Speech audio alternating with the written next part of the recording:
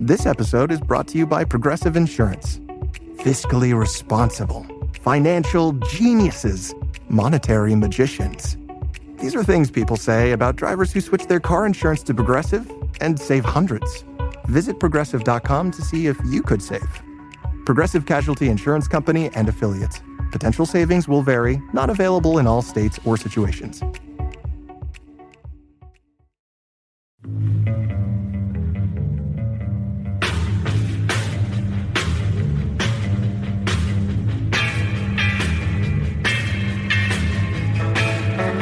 Richard Nixon, Ronald Reagan, George W. Bush, and Donald Trump. And a friend of mine for a long time, he only likes politics. If you ask him about how are the Yankees doing, he has no interest. If you ask him almost anything, he likes politics, and he's a professional at the highest level. Roger Stone. All of these presidents relied on one man to secure their seat in the Oval Office. That man is Roger Stone. This is The Roger Stone Show. Presented by Legacy Precious Metals. Now, here's Roger Stone. Welcome. I'm Roger Stone, and this is The Roger Stone Show here on the Red Apple Audio Network. You see, here we talk politics. I'm a hard-bitten veteran of 14 national presidential campaigns. I spent 45 years in the carotid rectum of the two-party system. I think I've seen it all.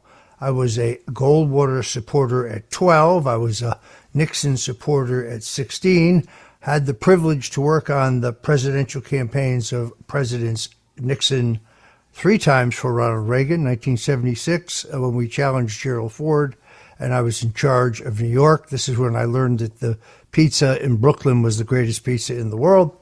Then when I worked again for Governor, then President Ronald Reagan in 1980, of course, worked as an assistant to Senator Bob Dole, who would have been a great president, one of the greatest men of the 20th century, but by 1988, I persuaded myself that the man who needed to be president was Donald J. Trump, and I was certainly among the first people in the country to suggest to him that, given his strong views about America and how we were being treated, America and its decline, that he ought to consider running for president. But let's be very clear.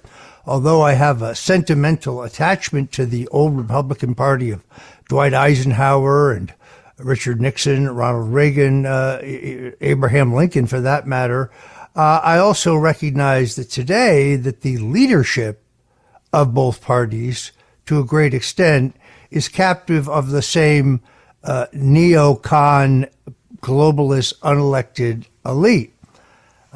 Donald Trump's nomination for president in 2016 was the hostile takeover of the party of Lincoln, returning it to be the party of working class Americans. So if you think that I think all Republicans are good or all things Republican are good, well, then you don't know me. I'm a pretty harsh critic of both parties.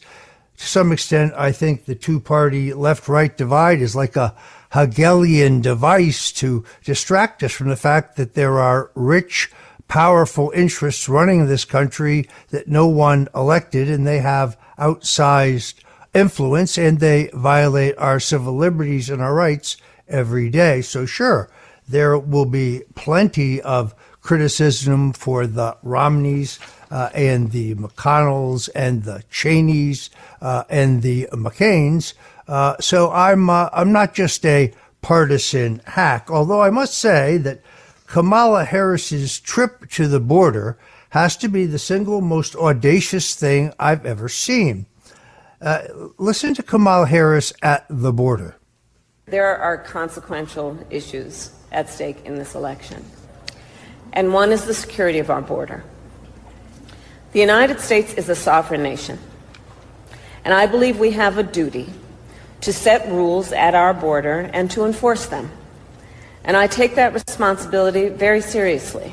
This is extraordinary in view of the fact that, of course, Kamala Harris was the so-called border czar. Now, I will concede to you that that title was more or less given to her by the media. Joe Biden merely put her in charge of the border.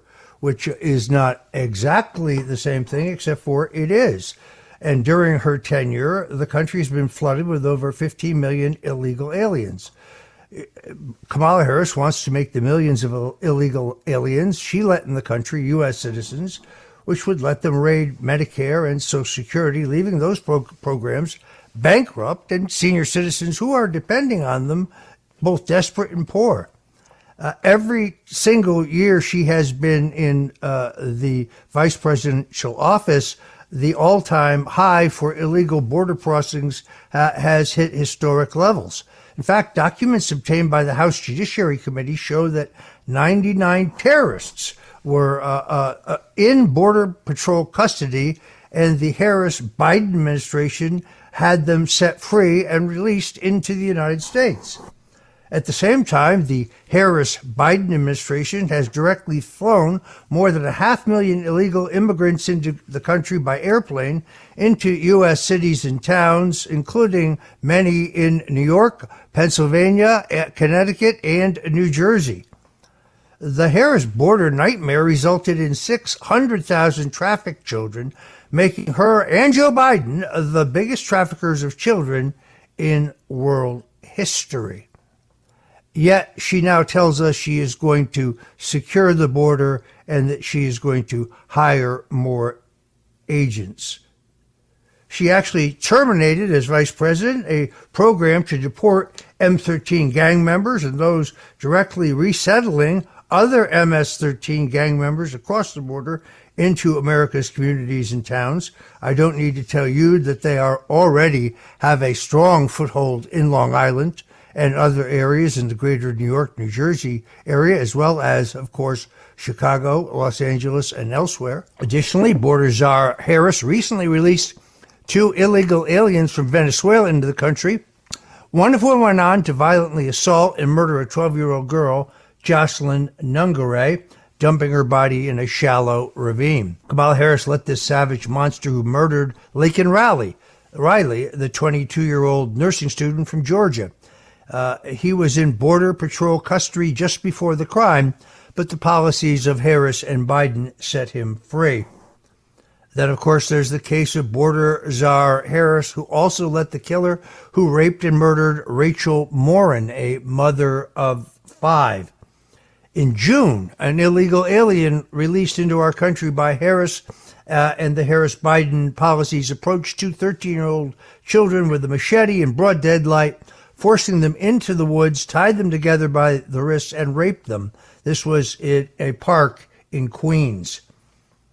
Harris has also let through thousands of suspected Venezuelan gang members who, according to law enforcement bulletins, have been given a license to actually shoot American police officers.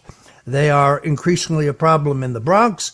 We have seen what they have done in Chicago, Detroit, and elsewhere, but you can't depend on Kamala Harris backing up ICE because she says ICE should be abolished. She's actually compared ICE to the Ku Klux Klan. She's obviously also like us to forget the fact that she actually proposed having U.S. taxpayers pay for every penny of health care for every illegal who's in the country. When they asked in the ABC debate about Obamacare, it occurred to me that if we followed Kamala Harris's program, we wouldn't be able to afford health care for any Americans. She has not yet had the courage to utter the word illegal alien or radical Islamist terrorist. Those are politically incorrect words you will never hear the vice president say. We're gonna listen to some of her saying this herself, but I just want to remind you, if you're just tuning in, this is the Roger Stone Show, and our goal today is to take what Kamala Harris is saying and compare it to the truth. Thank you for joining us. You can hear us, of course, around the world live right now at WABCRadio.com. We're live streaming, I think, in 163 countries. So don't miss a moment of today's show. We'll be right back. This is the Roger Stone Show.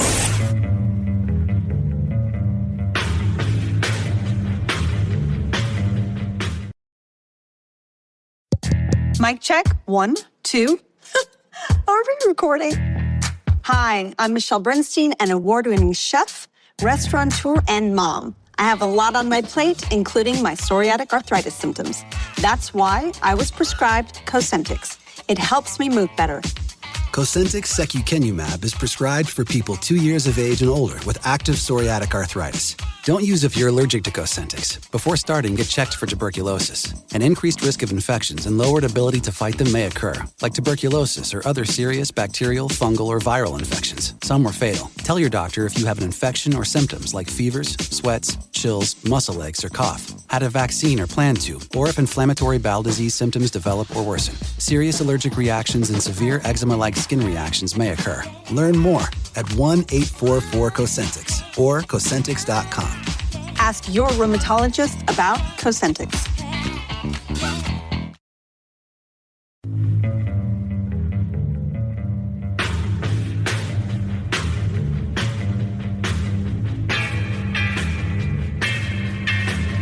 This is The Roger Stone Show. Presented by Legacy Precious Metals. A man who's gone through hell, but he's kept going, and he's smart, and he's strong, and people love him. Not everybody, but people love him and respect him. Roger Stone.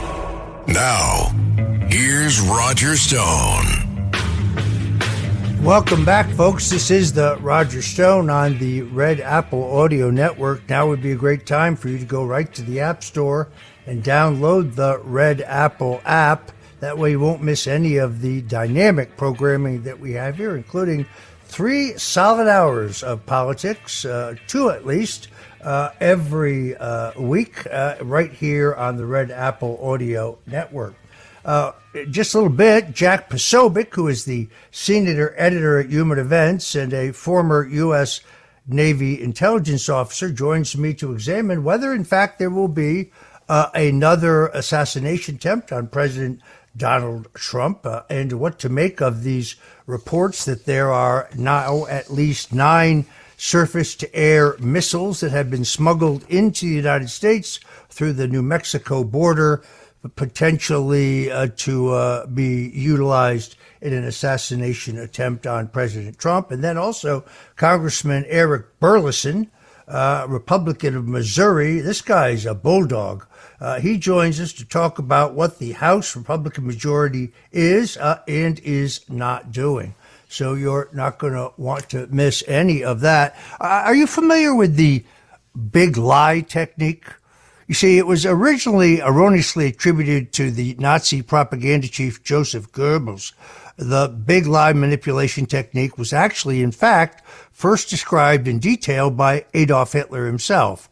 Although it would be convenient to characterize it as a Nazi self-revelation, the truth is Hitler was using it to describe what he outrageously called Jewish calumny, among other things.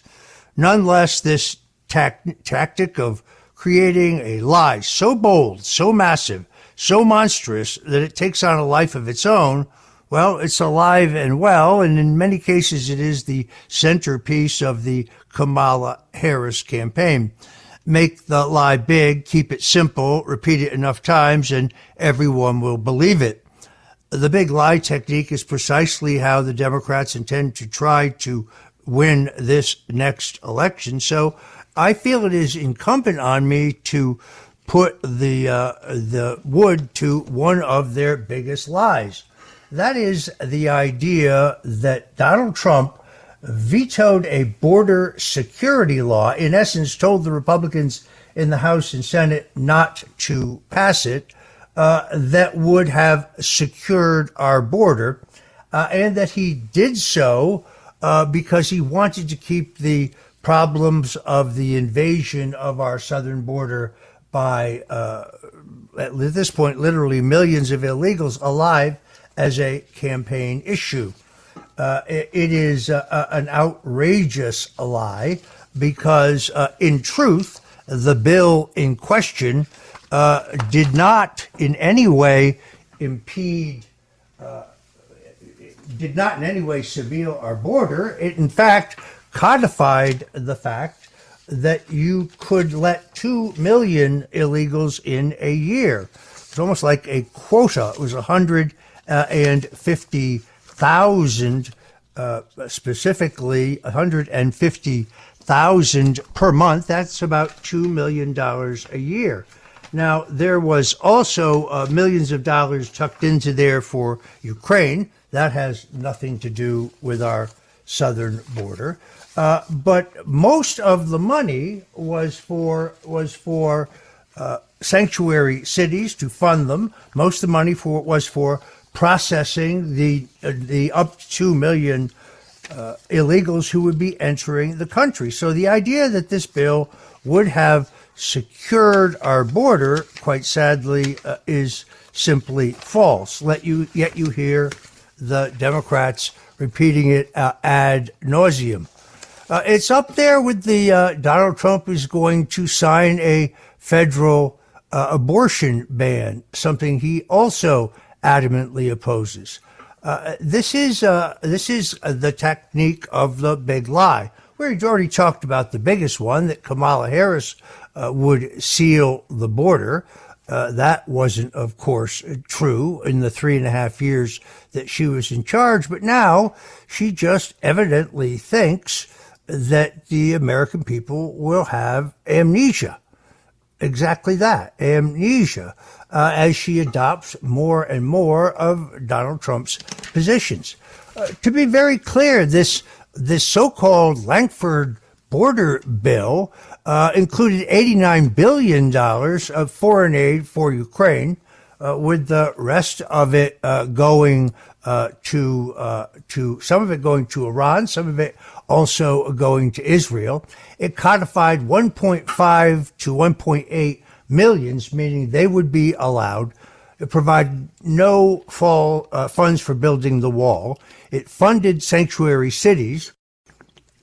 It funded the NGOs. These are the non-government organizations, sadly, many of them Catholic charities that are moving illegals across the border. It would pay for lawyers to represent the illegals. It would provide for work permits for illegals. It included no sections regarding deportation of illegals. It weakened the asylum screening. It is really outrageous that anyone says, oh, Trump could have solved the problem, but here's the real thing. Both the Senate and House Republicans rejected the bill even before Donald Trump publicly or privately made his views known. So it is yet another example of the Kamala Harris campaign using the big lie technique. The only border bill that did pass, which could have resolved the crisis, but it's been sitting on Chuck Schumer's desk for 506 days, was H.R. 2. H.R. 2 is a House bill.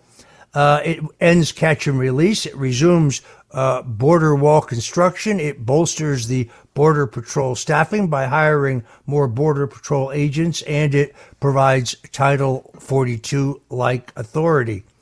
The Democrats don't want to pass that bill because, Kamala Harris insists that the border is indeed already secure. I think we've got a cut here of her saying exactly that. Let's listen to. Okay, we'll catch it up on the other side. This is Roger Stone. I'll be right back. You're tuned into the Roger Stone Show. Don't go away.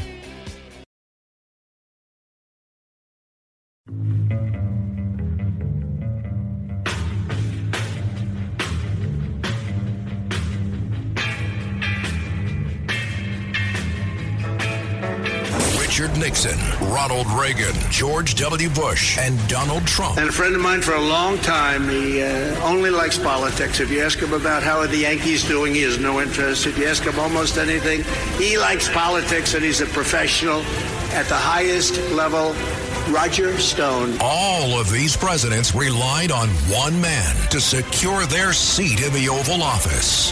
That man is Roger Stone. This is the Roger Stone Show. Presented by Legacy Precious Metals. Now, here's Roger Stone. Now, it's time for Protecting Your Investments, sponsored by Colonial Metals Group. Here's Roger Stone. You know, in this turbulent and uncertain economic times, with the Biden administration hell-bent on moving us to a digital currency where you wouldn't even control your own money, and with spending going into the stratosphere, all of my smart friends are protecting their retirement and their investments by diversifying their portfolio to include precious metals like gold and silver. You can even convert your IRA.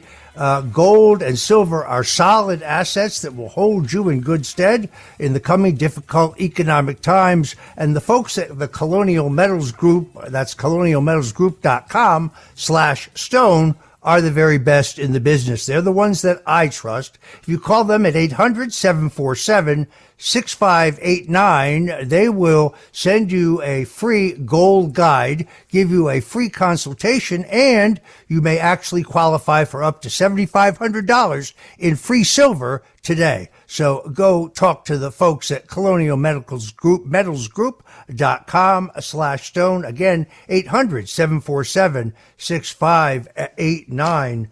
You'll be glad you did. All right. Joining me now, Jack Posobiec is a senior editor at Human Events and host of Human Events Daily. He has more than 250 million downloads per week. He's one of the most influential and outspoken advocates for America and the U.S. Constitution and our freedoms. He's also a veteran of the U.S. Navy intelligence and served his country at both Guantanamo Bay and East Asia.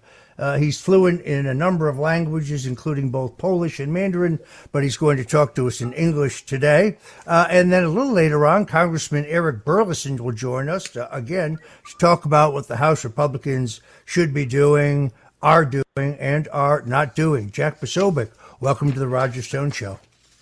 Roger, thank you so much for having me on. I appreciate the introduction there, and I promise I'm working on improving my English. It's very odd. Robin Bullock is a Christian prophet. He appears on Elijah Streams, which is a Christian-based platform. And he has an extraordinary accuracy in terms of his prophecies. These are things that God has shown him, has told him. And he told me 4 or 5 months ago that there would be an attempt on President Trump that would only graze his ear, and he told me that there were biblical references in Samuel 1 that spoke to this situation almost in an analogous way. But then he told me 2 weeks ago that he believed that the president's airplane could be a vulnerability, that the Lord has shown him this. Now, I'm a Catholic, but I take everything I hear seriously, because God does speak to people. He certainly speaks to me at certain times. And then we read, incredibly, that there's a critical report that says that 9 surface-to-air missiles have entered the United States through our New Mexico border, and that the target is, according to intelligence, President Trump's plane. What's going on here, Jack? Well, Roger, thanks so much for having me on. And by the way, if you hear aircraft, that's because I'm actually standing on the roof of the Kennedy Center right now, looking at the Potomac, right next door to the Watergate Hotel, with the Pentagon and Arlington National Cemetery in the distance, right here in the belly of the beast. And I'll be taking the stage over at the Rescue the Republic rally with Robert F. Kennedy Jr., Tulsi Gabbard, and Russell Brand here in about an hour. But Roger, what we're seeing is a potential threat stream towards President Trump that is active. People have asked about the 2 assassination attempts that have occurred And while those are the two that we know about, I've actually heard reporting that there are multiple other attempts that have taken place, have been thwarted as to this point, but have not yet been made public. President Trump, of course, alluding to this in a tweet where intelligence was telling him that there were some indications that an Iranian hit team was gunning for him. Now, that, of course, the words of U.S. intelligence. So I would take it to mean that someone is coming for him, though I'm not sure if we can take their word for it being the Iranians. That being said, these surface-to-air missiles, the question, of course, if this information is true, the question would not necessarily be payload. The question would be method of platforming. So firing off a surface-to-air missile would require some sort of javelin, would require some sort of launcher, Stinger missile, that type of thing. But the other possibility that a lot of people have been asking about in this town, in Washington, D.C., in intelligence circles and security circles, folks that I've talked to at the highest levels, they're worried about drone warfare. This is the same type of drone warfare that we've seen on the battlefield in Ukraine. We're seeing it across the Middle East with Iran, the Gaza situation, and Israel. And we are, in fact, seeing it on the border. What they're doing, Roger, is they're taking even sometimes improvised explosive devices, the IEDs that were ubiquitous, of course, in the global war on terror, now strapping them to FPV drones, first-person view drones, and then using those drones as a sort of kamikaze against a larger implement, be it a vehicle or potentially even being an airplane, an aircraft. If you hit one of the jets with one of these things, you would easily be able to disable or possibly take down an aircraft up to and including Trump Force One. And so this is a very serious situation that I know for a fact the Secret Service has taken into account, as well as, Roger, not just the aircraft, but the motorcade. President Trump and J.D. Vance, by the way, even when he's going to Tremonti Brothers, he does have a Secret Service escort, a full advance team, et cetera, when they're going to these things. And there have now been discussions about using potential decoy motorcades. And I've even heard some chatter, I believe it's at the rumor level now, of decoy charter aircraft that they might bring either President Trump or J.D. Vance to while they're traveling in between locations because of this. Now, obviously, decoy aircraft, very expensive. But again, these are the security implements that are required to be put in after the two very real assassination attempts on President Trump's life. We've written a book about this. The first book, it's called Bulletproof. It's available now for pre-sale. But we've actually launched what we're calling all of this the Bulletproof Project. And I'm taking all of this information and compiling it into a series of reports. So the first book, which is the first report, is on the way. But if people want to go and pre-order, that'll enroll you in the project. You will get all the information, all the intelligence that we're putting together and coming out in the next report. Of course, we're breaking as much as we can on the show as well. But Roger, the point is, and as Matt Gaetz said on my show a week ago now, and I said on stage with Tucker Carlson, there are active assassination teams that are targeting President Trump, 5 at least that the intelligence community thinks they know of. And it's possible that this gentleman who was down at the West Palm Beach Golf Club, Trump International, on September the 15th, Ryan Wesley Routh, who was directly tied to Ukrainian intelligence and Ukrainian foreign fighter groups, may have been one of these foreign teams that was targeting President Trump. The question surrounding that gentleman, and I believe his name is Ryan Routh, just continue to amaze. Now, suddenly he left a box of things. We're not sure what's in the box with a friend just prior to this attempted assassination. His son was conveniently arrested with the claim that he had child pornography on his phone. We have no explanation of how he got to the United States. He is behind in his child support payments, which he can't make, but somehow he managed to fly to Ukraine. He managed to post websites recruiting mercenary soldiers for Ukraine. And most of the outrageous, and we'll talk about this on the other side, when there's a mass shooter in Nashville, they refuse to release his manifesto because they say it's too shocking for the American people. Yet they release a letter from Ryan Routh in which he tries to recruit someone else to kill Donald Trump, offering them $150,000 reward. Where would a man who's allegedly indigent, can't make his child support payments, where would he get $150,000? Who paid for him to go to Ukraine? How did he obtain a weapon? He had 47 convictions, including those that would prevent him from having a gun. But nonetheless, he had a gun and seems to have waited outside Mar-a-Lago, the president's palatial estate, and outside the international golf course owned by Trump in West Palm Beach for days in preparation. Folks, you're tuned into the Roger Stone Show here on the Red Apple Audio Network. We're talking to Jack Posobiec, the senior editor of Human Events, one of the most influential conservative journalists in the country, and we'll be right back. This is the Roger Stone Show.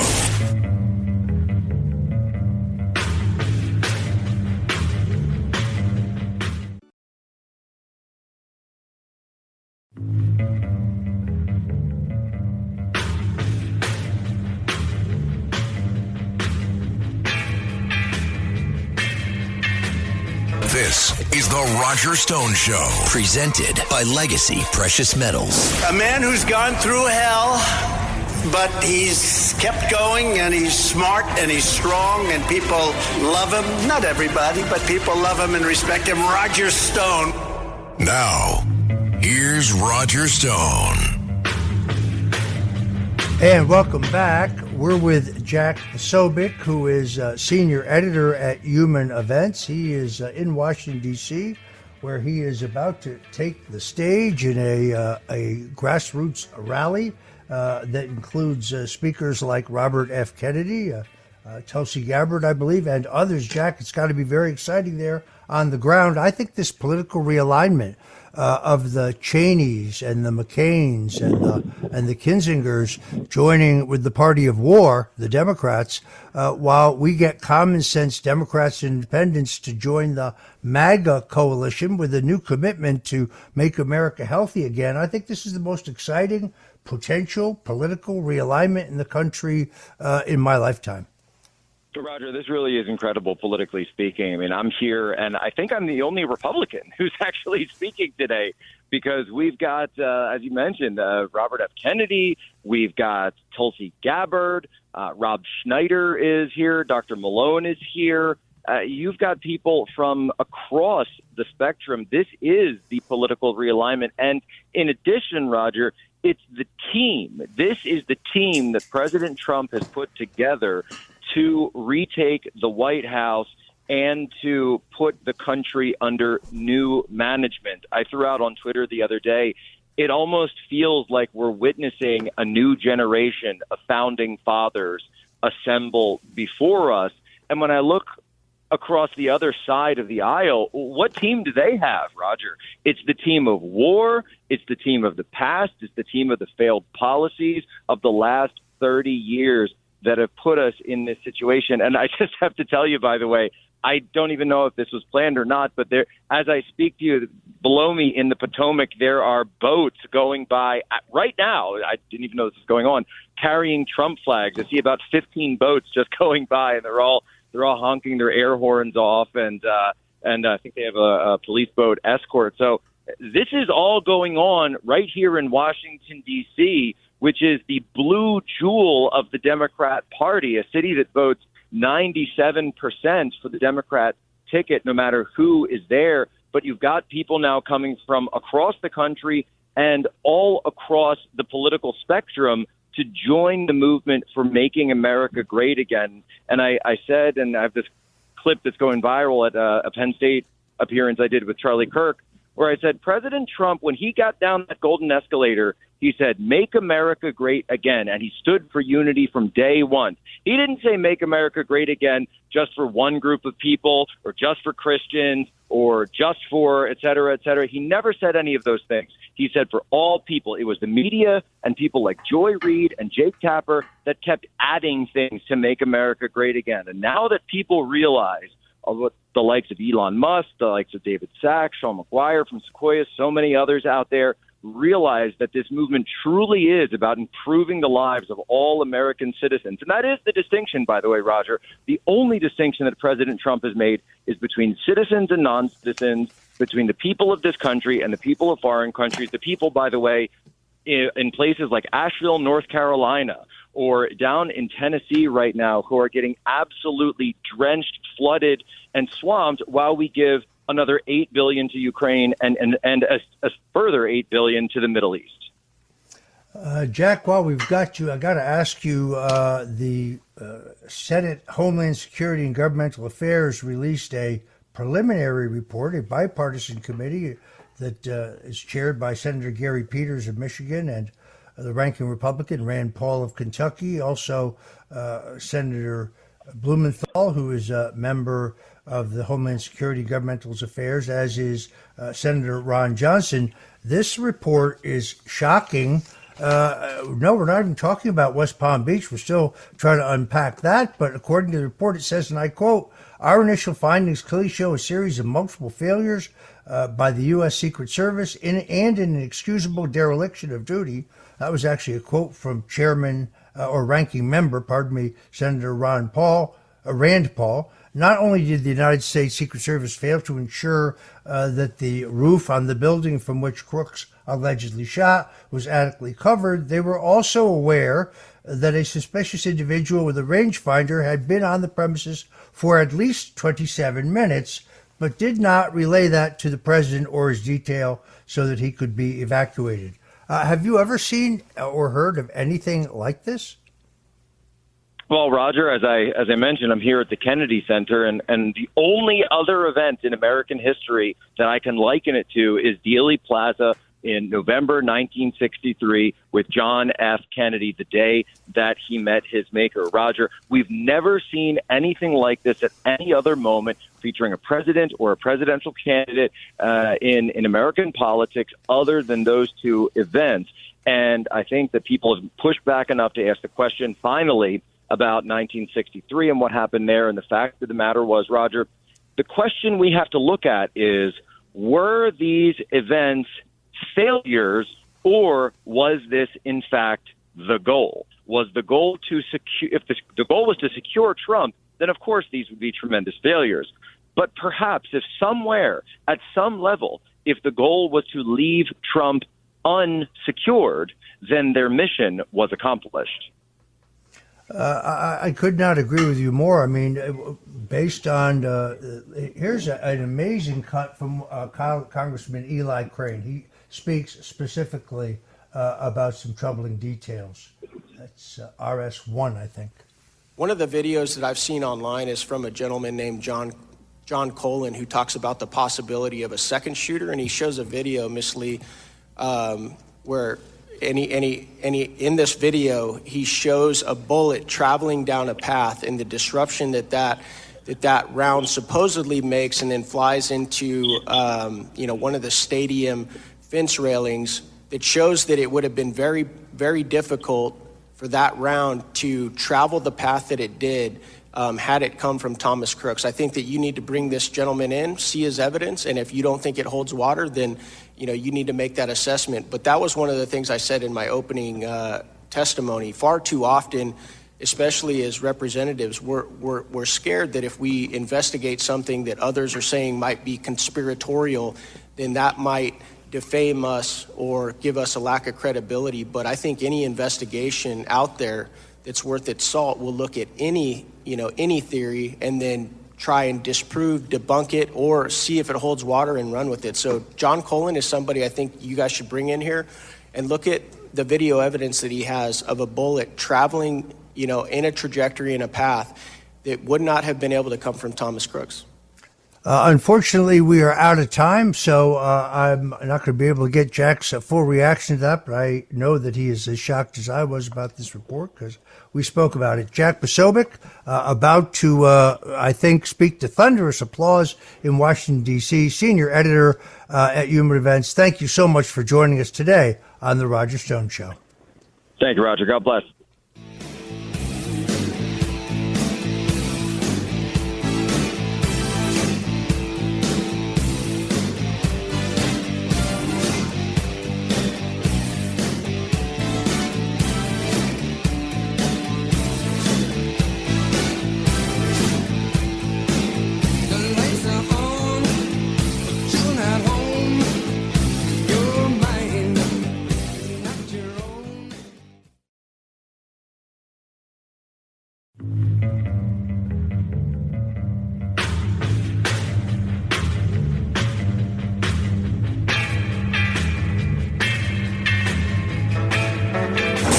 Nixon, Ronald Reagan, George W. Bush, and Donald Trump. And a friend of mine for a long time, he only likes politics. If you ask him about how are the Yankees doing, he has no interest. If you ask him almost anything, he likes politics, and he's a professional at the highest level.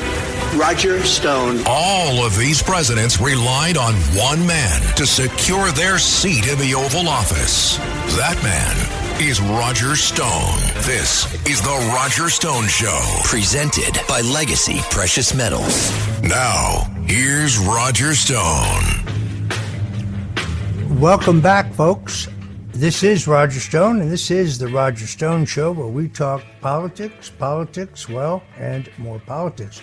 Joining me now, Congressman Eric Burleson, who was first elected to the U.S. House of Representatives in 2022. Now, it is a tradition in Washington that freshman congressmen are seen and not heard, but not Eric Burleson. He already had a reputation from the more than a decade he served in the Missouri General Assembly, where he was known as a staunch conservative who was a protector of the taxpayer, pro-Second Amendment, and an advocate for free markets. And he's carried all those outspoken views forward to a Republican majority in the House. He's a proud father, husband, a God-fearing patriot. He's the host of his own podcast, Fresh Freedom. He is a fierce supporter of President Donald Trump. Congressman Eric Burleson joins us now on the Roger Stone Show. Welcome, Congressman Burleson. Wow, thank you, Mr. Stone. You're very kind. Well, I watch your feed on X. I watch the press releases from your office. You are by no means a go-along to get-along Republican. I know that you fight with others in the caucus based on your principles, and I admire you for that. You, as the new kid, some members, I guess, are, intimidated, or they want to climb the ladder. You seem more interested in saving the country, and God bless you for it. Congressman, we had Speaker Johnson, who I think initially attached the SAVE amendment, an amendment to the appropriations that would have made it very clear that you had to be a United States citizen in order to vote.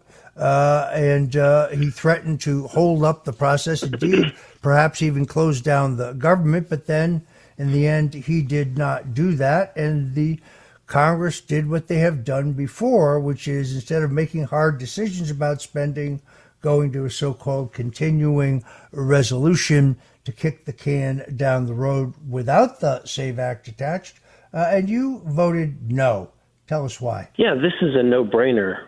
You've got Rasmussen just did a poll that indicated that I think it's in the upper 70% of Republican voters that would say, when posed the question, should we shut down the government in order to pass the SAVE Act, they'd say 70% say yes. The overall population is 60% say yes, shut down the government in order to pass the SAVE Act. And in his poll, the shocking number is that 47% of Democrats think that we should shut down the government in order to pass the SAVE Act. This is a no-brainer topic. And the Biden-Harris administration and their posture on this is very telling. Look, they are suing, I believe it's the state of Alabama, because they found that they had about 3,000 individuals who were registered to vote that were here illegally. They removed them from the voter rolls, and the Biden-Harris administration's response is to sue them. It really does kind of boggle the mind. You have a patchwork of legal decisions across the country. In some places, the voting lists are being cleaned up. In other places, they seem to be committed to keeping them rife with fraud. Here in Florida, where I am today, a woman was actually arrested at the Palm Beach County Board of Elections hearing because she asked the same question twice. She wasn't disruptive. She wasn't yelling. She just asked the same question twice, but it was an inconvenient question, and sheriff's deputies ushered her out of the room because under a law signed by Governor Ron DeSantis and pushed by the Florida House Republicans, it is a felony to quote unquote harass an election board official. I think this was not an act of harassment, but it is daunting. Why is the Uniparty so opposed to the SAVE Act, the act that would require that you just be a United States citizen in order to be able to vote? I think that the Uniparty wants just to continue the grift and the spending. That's their focus. And some of these issues get in the way, and anything that's getting in the way of their funding their pet projects is a distraction. Meanwhile, Rome is burning. America is $35 trillion in debt. We have a Justice Department that's been weaponized. You have patriots that are serving time in prison. Currently, Steve Bannon is in prison for political purposes. The fabric of America is falling apart, and they just want to keep spending. I'm afraid that you are right. They told us for 2 years that our border was secure. Kamala Harris told us it was secure. Secretary Mayorkas said it was secure. A number of your valiant colleagues tried to impeach Mayorkas for his lack of action in the face of the egregious crimes being committed by illegal immigrants. Is there any other way to fix this problem other than through the election of Donald Trump and the reinstatement of his tough border policies in 30-some-odd days? From my experience and just being up there, a little over a year and a half, is that no. The answer is no. This makeup of Congress isn't going to have the moxie to do it. We need President Donald Trump to come back, and I think that courage is contagious. So I've seen it happen. I mean, if you got someone like Donald Trump, that a lot of the members, even members that you and I might say were more uniparty than others, they will sense the pressure and understand the timing. And I think in the first few 100 days, first year of the Trump presidency, we've got a great opportunity to do some big things. We have about 2 minutes before we need to go to a quick commercial break, and then we'll be back with Congressman Eric Burleson. Quite quickly, Congressman, what was your attitude about Ukrainian President Zelensky seemed to actually be campaigning for Kamala Harris on the American taxpayers' dime in Pennsylvania? Yeah, it's absolutely appalling, considering they tried to impeach President Trump for having a phone call with him, right? And really in that phone call, just kind of stressing to him that he should just do the right thing, continue to do what everyone would expect, which is to investigate corruption.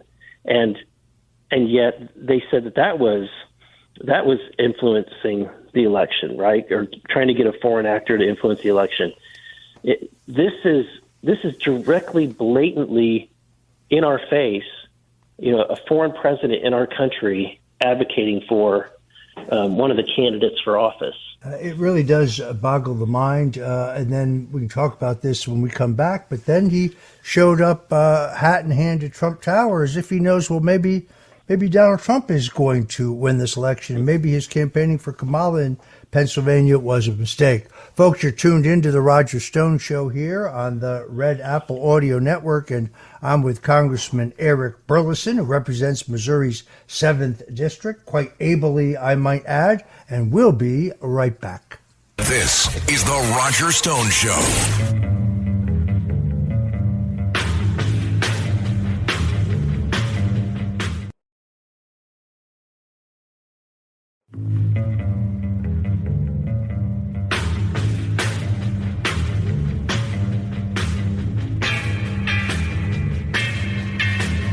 This is the Roger Stone Show, presented by Legacy Precious Metals. A man who's gone through hell, but he's kept going, and he's smart, and he's strong, and people love him. Not everybody, but people love him and respect him. Roger Stone. Now, here's Roger Stone. Welcome back, folks. This is the Roger Stone Show here, and we're talking to Congressman Eric Burleson, a no-nonsense conservative and a strong supporter of President Donald Trump, who represents Missouri's 7th District. He's answering some tough questions because, he has experienced the House majority. You know the difference between a caucus and a cactus? Well, at least in a cactus, all the pricks are on the outside. He has to deal with all types of Republicans, many of whom are not as strong and committed to principle as he is. I need to ask you, Congressman Burleson, you co-sponsored with Representative Paul Gosar the end of the vaccine carve-out bill, which essentially would remove the liability shield that's granted to Big Pharma for people who suffer injuries that are caused by vaccines. We have coming up on the show, actually, Dr. Robert Redfield, who was the director of the Center for Disease Control under President Donald Trump. We're going to be asking him about this as well. But I'm curious about this bill, and what do you think the prospects are? I don't know. I think a lot of this, again, relies on if we are able to get a Trump administration in place. You've got Robert Kennedy Jr., who is being tapped to kind of head up the Make America Healthy Again efforts. And I think that this fits within that vein. Look, the American people are very skeptical of the vaccine industry. They're skeptical of Big Pharma. And when they hear things like this, it causes even. It's bipartisan people's animosity towards the fact that pharmaceutical companies are immune from liability. Now they can do it under what's called the Public Readiness and Emergency Preparedness Act, which is stands for PrEP. But ultimately, that was only supposed to be done in a case of emergency. But as you know, everything is a declared emergency in the federal government. And so because of that, it's basically a pervasive immunity for the vaccine industry. And I think that we need to bring more attention to it. We spoke with another guest earlier about the revelations by the Senate Homeland Security Committee regarding the events in Butler, Pennsylvania, on the 13th of July, the attempted assassination of Donald Trump. One of the things that really aggravates me is you can go online and find hundreds and hundreds of people who insist that there was no assassination attempt on Trump. This was a psyop. It was all staged. That Corey Comparatori, a valiant firefighter who tragically gave his life by taking a shot to the head while shielding his daughter and his wife, that he didn't really die. This whole thing was orchestrated by Roger Stone. That really aggravates me. I call them assassination deniers. There is no question whatsoever about what happened that day, but there are a lot of questions about why and how it happened. The Speaker has appointed a committee.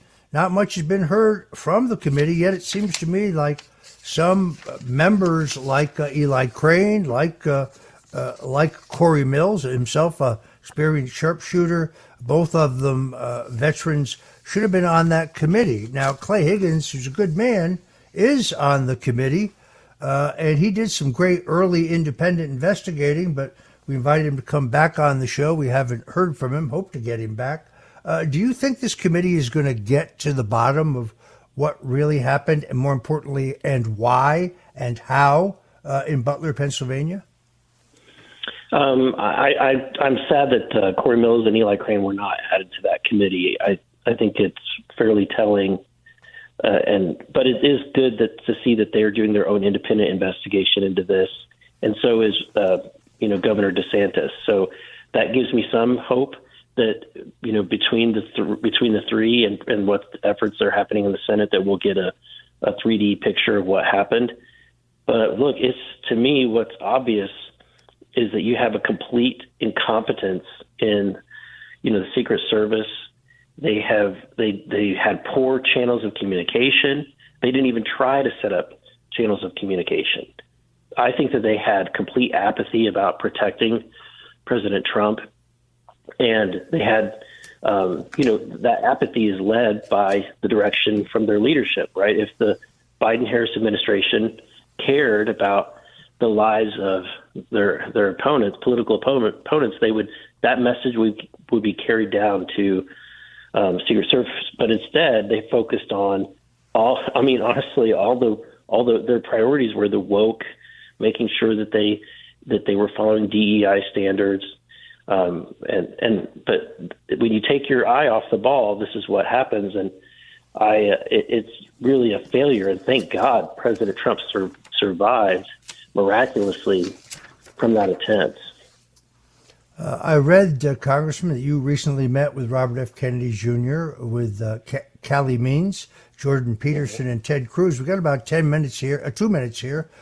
Just tell us quickly about this important movement to solve the health crisis in America. Yeah, something is wrong. The American people are sick, and we're sicker than other individuals in other countries.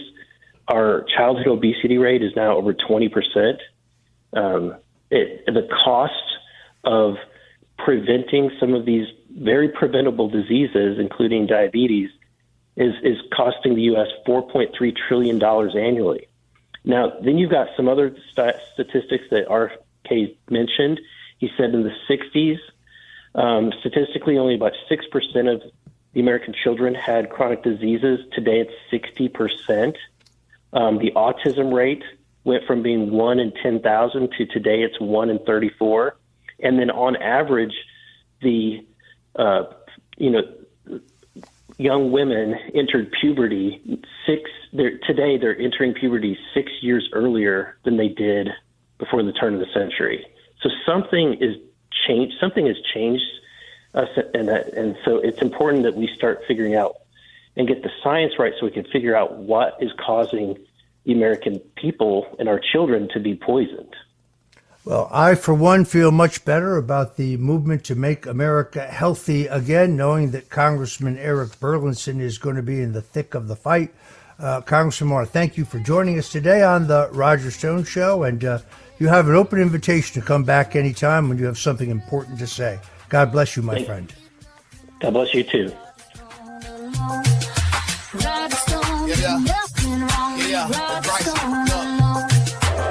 Free Roger Stone. He did nothing wrong to the FBI. Need to press when they bashed away in his home.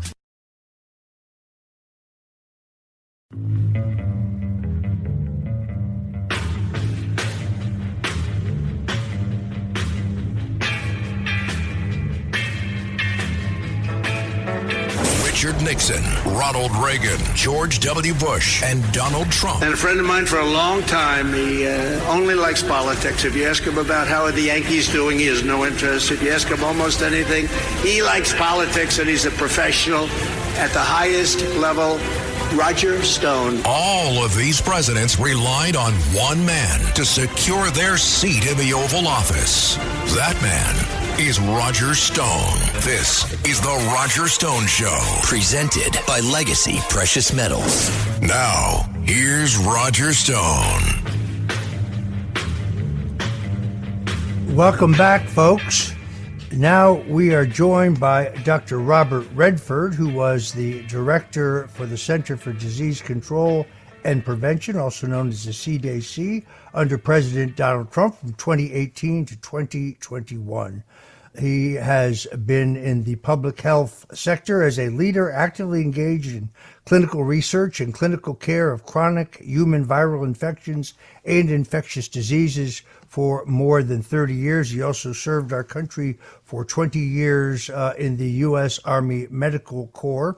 And Dr. Redfield met recently with Robert F. Kennedy Jr., and I'm very interested in how that meeting went and what is growing out of it. So, Dr. Redfield, welcome to the Roger Stone Show.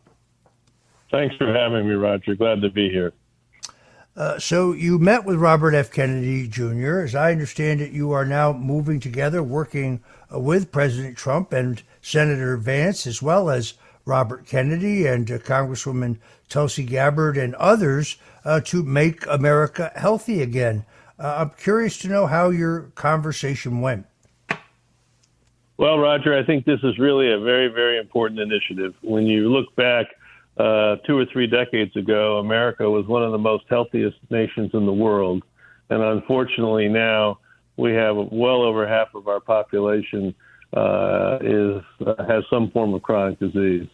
And it really is exciting to me that President Trump and Vance have teamed up with Robert Kennedy to really go after this idea of making America healthy again. Many people didn't understand why so many people who died of COVID actually were people from the United States, even though we have an extraordinary high-quality health system. It's because COVID was a virus that exploited chronic disease. And the reality is probably over 50%, 60%, 70% of the American public has some form of chronic disease. So Kennedy's committed to this. He's passionate about it. I think the president's committed to this, that we can really go now. And I've always said what it really takes to conquer complicated problems is you have to see the possible. And then you have to have somebody that has the courage to lead our nation to act. And I think Trump, Vance, and Kennedy are really going to initiate an.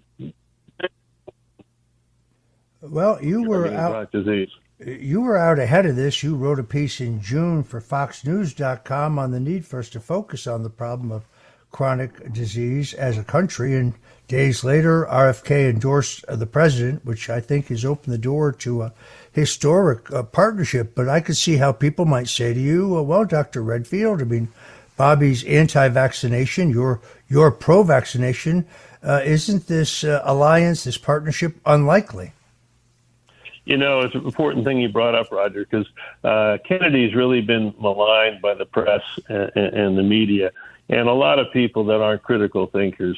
As you mentioned, I'm very pro-vaccine. I think vaccines are some of the most important gifts of modern-day science to modern medicine.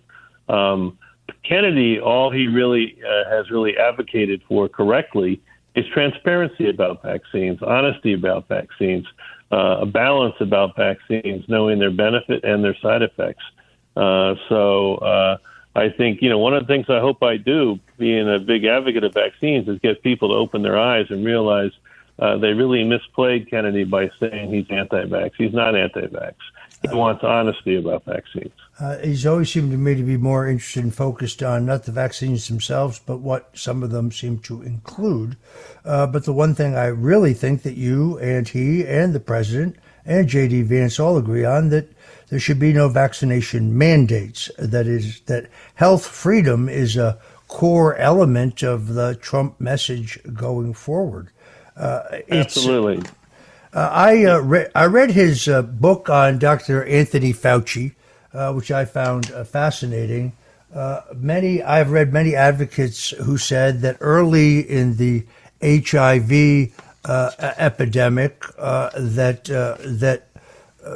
Tony Fauci should have approved some basic drugs that would have dealt with the specific pneumonia that some men who were infected suffered from. It was Bactrim, a relatively inexpensive drug, been around since the 50s, but his failure to do so was an egregious mistake. Your opinion on that? Well, Roger, you're correct. I was one of the ones very early that in my time at Walter Reed was able to get the Defense Department to diagnose HIV infection in the mid-'80s and assess people's immune function, and if they were immune deficient, prophylax them against pneumocystis pneumonia. That's the key infection at the time, and the way to do that was to use Bactrim.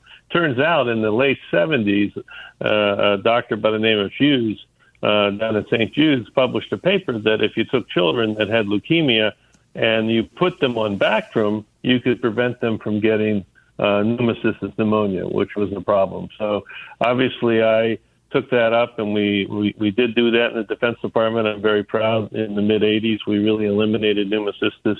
And I am disappointed, because I was on the committee for the FDA that finally improved inhaled pentamidine in 1992. They finally improved that suboptimal treatment. And it took time, 1992, that the Public Health Service endorsed Septra Bactrim to treat pneumocystis. And I remember the year we approved inhaled pentamidine, 17,000 people in the United States had died of pneumocystis pneumonia, which was frustrating. There definitely was, I think, a significant delay in getting those drugs approved to prevent pneumocystis. In our last interview with Congressman Eric Burleson, he told us that he has co-sponsored a bill with Congressman Gosar of Arizona that would strip vaccination manufacturers of their current legal immunity and therefore their responsibility from anyone who was damaged by the vaccinations. Now, I know you're not a legislator, you're a doctor, but tell me your opinion on this. Well, it's a complicated issue, Roger. I mean, I know how this came to pass was unfortunately in our country, knowing what I said about vaccines being one of the most important gifts of science and modern medicine, vaccine manufacturers were disappearing because of the long-term liability issue, and that's why Congress stepped in. But I do think this needs to be relooked at, and because clearly the industry has to have some responsibility and ultimately, if necessary, culpability if they're not transparent about what they know about the potential side effects from their vaccines. So it's a complicated issue. I hate to see vaccines go the way of diving boards at the neighborhood swimming pool, which mean they all disappear because of the liability issue. On the other hand, I do think the industry has to be brought to the table to be more transparent and honest about their vaccines and probably should share liability.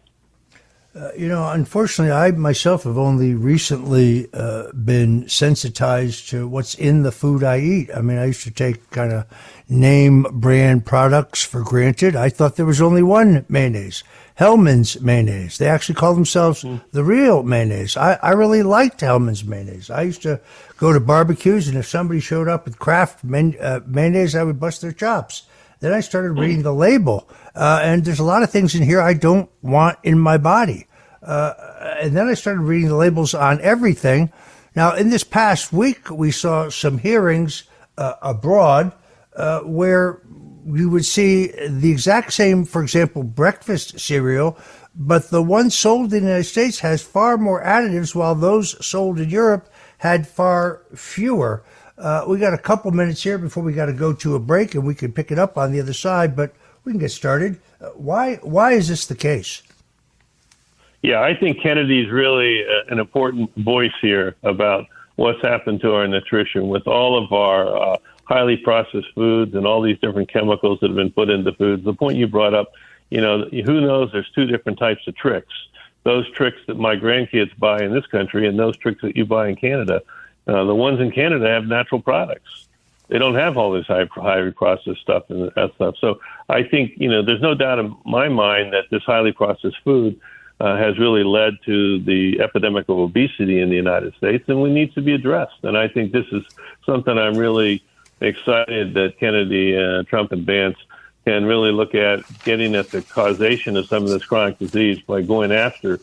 I mentioned before that there was a study where people went into a metabolic unit at NIH, and they ate exactly the same thing, same exercise, everything. One of them, though, the food they received was highly processed, and one of them it wasn't processed. And the one that got the highly processed food gained substantial weight during that time.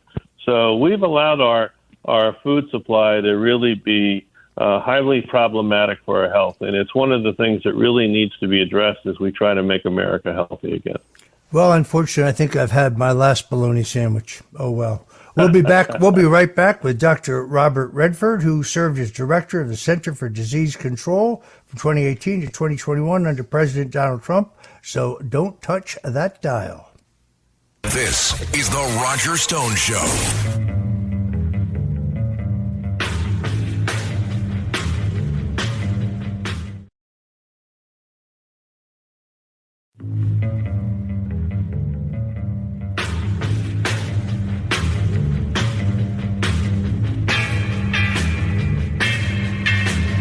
This is the Roger Stone Show. Presented by Legacy Precious Metals. A man who's gone through hell, but he's kept going, and he's smart, and he's strong, and people love him. Not everybody, but people love him and respect him. Roger Stone. Now, here's Roger Stone. Welcome back, folks. We're still here with Dr. Robert Redfield, who served as the director for the Center for Disease Control and Prevention, commonly known as the CDC, under President Donald Trump from 2018 to 2021. Dr. Redfield has been a public health leader in the specific field of chronic human viral infections and infectious diseases for over 30 years. We are talking about the fact that he met recently with Robert F. Kennedy Jr., and they found a great deal of common ground, particularly on the issue of the chronic disease crisis that is particularly prevalent among children. And Monday afternoon, Robert Kennedy and Dr. Redfield and many others, including, I'm told, Dr. Phil, are going to be talking about this in Philadelphia. This, I think, is going to be a historic and an important meeting. Yeah, Roger, I think it's really important. And I think, again, the leadership that President Trump and RFK are putting on this in trying to make America healthy again, this would be sort of a kickoff of that initiative, because one of the important chronic diseases that we have in this nation that many people underestimate its impact is, of course, addiction. And so on Monday, we're really going to try to address addiction. I try to remind people, addiction for what it is. It's a chronic medical condition. It's a condition. And I think Kennedy has a deep commitment there. It's a personal issue for me. I mean, I spent over 20 years practicing medicine in inner city Baltimore, running large AIDS programs for over thousands of people, where I had many of my patients had suffered from addiction. So I thought I understood it pretty well. I was chairman of medicine at one of the hospitals, and I had a major division of addiction. But I can tell you, Roger, I had no concept of addiction and its impact until it came in my own family. And one of my 6 children, unfortunately, almost died from a fentanyl overdose that he got by accident with contaminated cocaine, and then recognized that he had a drug use disorder problem that we needed to address. And he showed great courage eventually and stepped up and entered treatment. He was fortunate enough to get into a program that actually worked, spent 14 months in recovery, and now he's 8 years in recovery. And it's by the grace of God. So Kennedy and I have a deep commitment to this issue of addiction. I know the president does too. And it's sort of a first step into chronic disease. I'm praying for your son on that long road to recovery. And through the grace of God, sounds like he's doing very well. I'm perplexed about something I've never understood, and that is an illegal drug, fentanyl. Does fentanyl have any illegal but theoretically recreational use? I mean, why would anyone take any fentanyl, never mind too much fentanyl? Yeah, unfortunately, it's a recreational drug in a sense, in its side effects, very similar to the consequences, for example, of heroin and opioids. So it's sort of used to give people an artificial high. It really, we need to get rid of it. We need to have a much more serious approach to eliminating fentanyl use in this nation. It's a very dangerous drug. Obviously, we know. When I became CDC director, I thought I was, be an infectious disease doctor. I'd help CDC deal with infectious diseases. And the very first epidemic that I was asked to take on was drug use disorder. President Trump was very committed to it. He put a lot of new money to try to deal with it. When I got down to Atlanta, I found out, to my surprise, that 80,000 young Americans had died of drug overdose that year. And now we're up over 100,000, 110,000, 120,000. It's enormous when you think of the impact on our culture that drug use disorder is causing. It's definitely addressable. When my son needed to be treated, and I'm a very connected doctor, I had to look for programs and try to figure out which ones worked and which ones didn't. So many of the programs that we have that were available to people just didn't work. You couldn't find out if they worked or didn't work. You couldn't find out their success rates. So we searched hard and wide, and we found a program that actually worked in Texas. I mean, he's got one of the things he's going to talk about in Philadelphia is sort of a plan that he's been working on in developing these treatment communities. And we need to have treatment programs available to all of Americans that are struggling with it. And we need to have, that work. And those programs that don't work, we need to shut them down. And those programs that do work, we need to amplify them. Drug addiction is a treatable medical condition, okay? And it frustrates me. I have two children that were doctors. When my son went into treatment, they both told me I had to get ready for my son failing, going back to drugs, because that was the rule. And I argued with them. But unfortunately, they were right, the way treatment programs were at the time.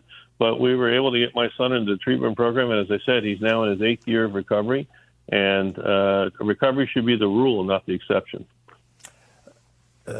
I appreciate your joining us today and talking about this incredible crusade.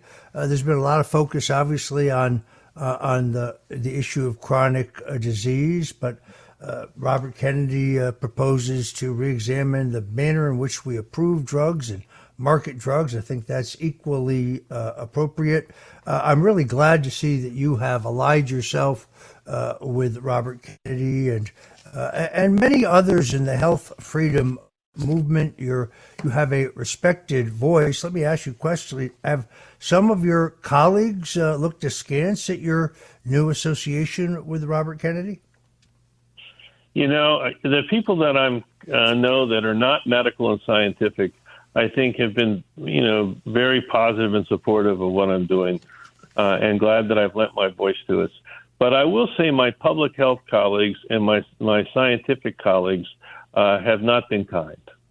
They unfortunately, again, I don't know why, they just haven't been objective in really looking at and understanding. I learned a long time ago not to form an opinion about somebody that I haven't had an opportunity to meet and talk to face on. I don't want my opinion to be defined by some TV show. And I will tell you, Kennedy's rock solid. He's going to be a great advocate for President Trump in making America healthy again. And it's an honor for me to contribute in any way I can to help him to accomplish that. All right. Well, I'm afraid we have to leave it there. I want to thank Dr. Robert Redfield, the former director of the Center for Disease Control and Prevention under President Donald Trump, for joining us today on The Roger Stone Show.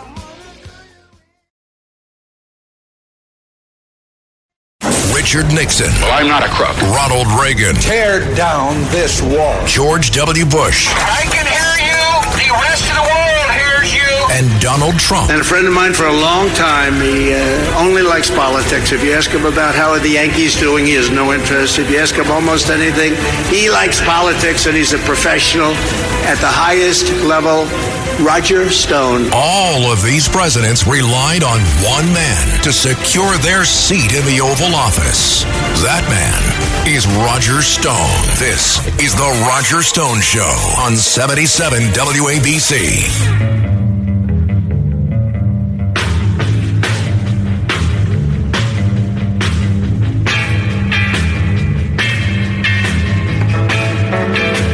Welcome.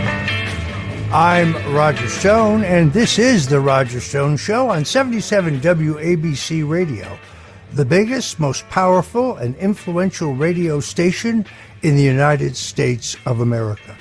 And for the next hour, we're going to talk politics, and we're going to tell you the stone cold truth.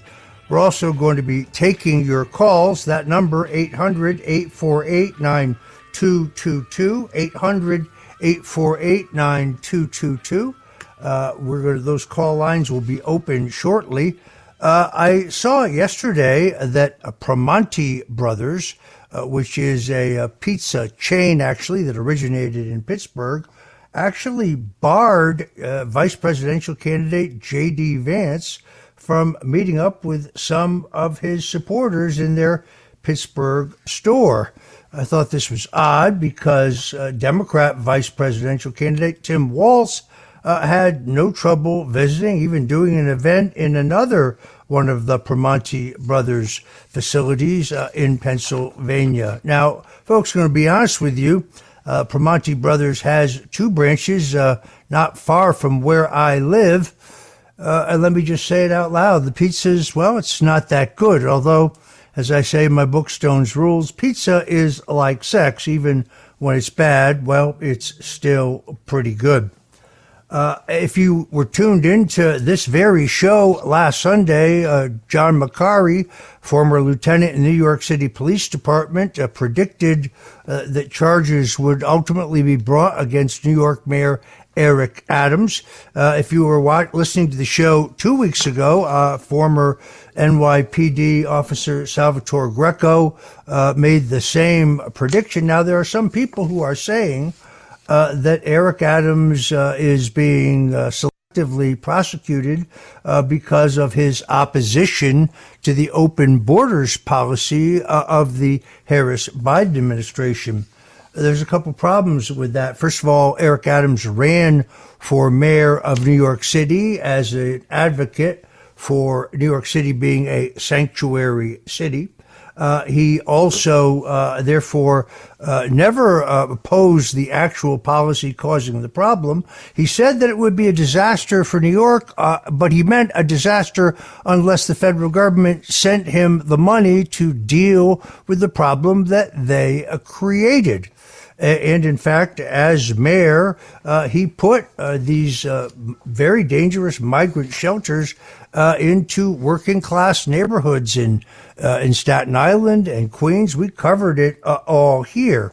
Now, I saw Kat Timpf on Gutfield the other night. She's a very funny lady, saying that that they thought this prosecution was small potatoes, that Mayor Adams had taken some flight upgrades and maybe gotten an extra Bloody Mary. That means those folks didn't read the criminal indictment put forward by the Southern District of New York.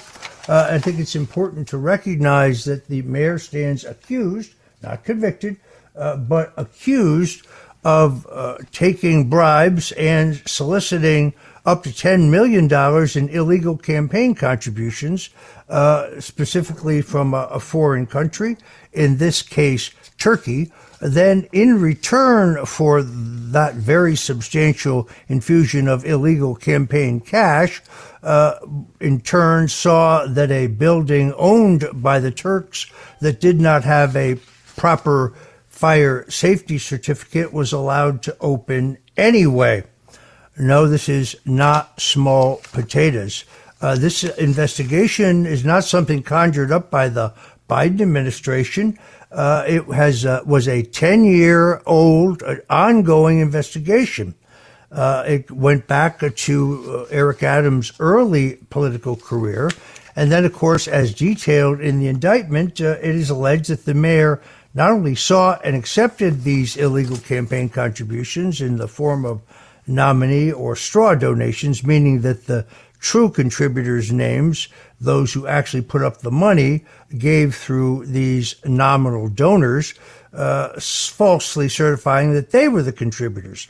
By smuggling the contributions to the mayor this way, the mayor was able to submit these contributions in violation of both federal and state law because the city has a 10-to-1 matching fund program, meaning for every $1 he raised for his campaign, the taxpayers of New York would match that with $10 up to a certain limit.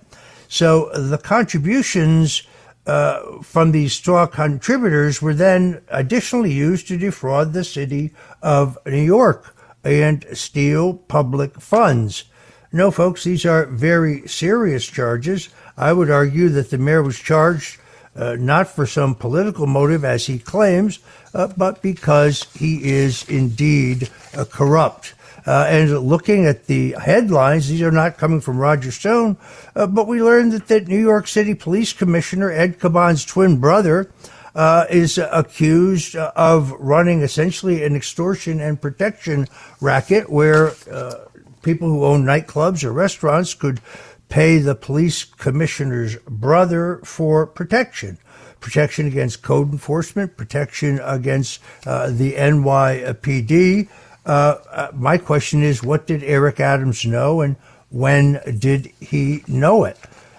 We heard only yesterday that the sheriff of, I guess it is New York County, was raided based on an investigation into whether they had taken certain funds from illegal marijuana shops, and those funds had disappeared. Whether it is the school chancellor, whether it is the fire commissioner, who it turns out has ties to the Chinese Communist Party, whether it is the departing New York City schools chancellor, this, as they say among the Sicilians, a fish rots from its head. So those who are saying that this is all a political thing really do not understand what has transpired here.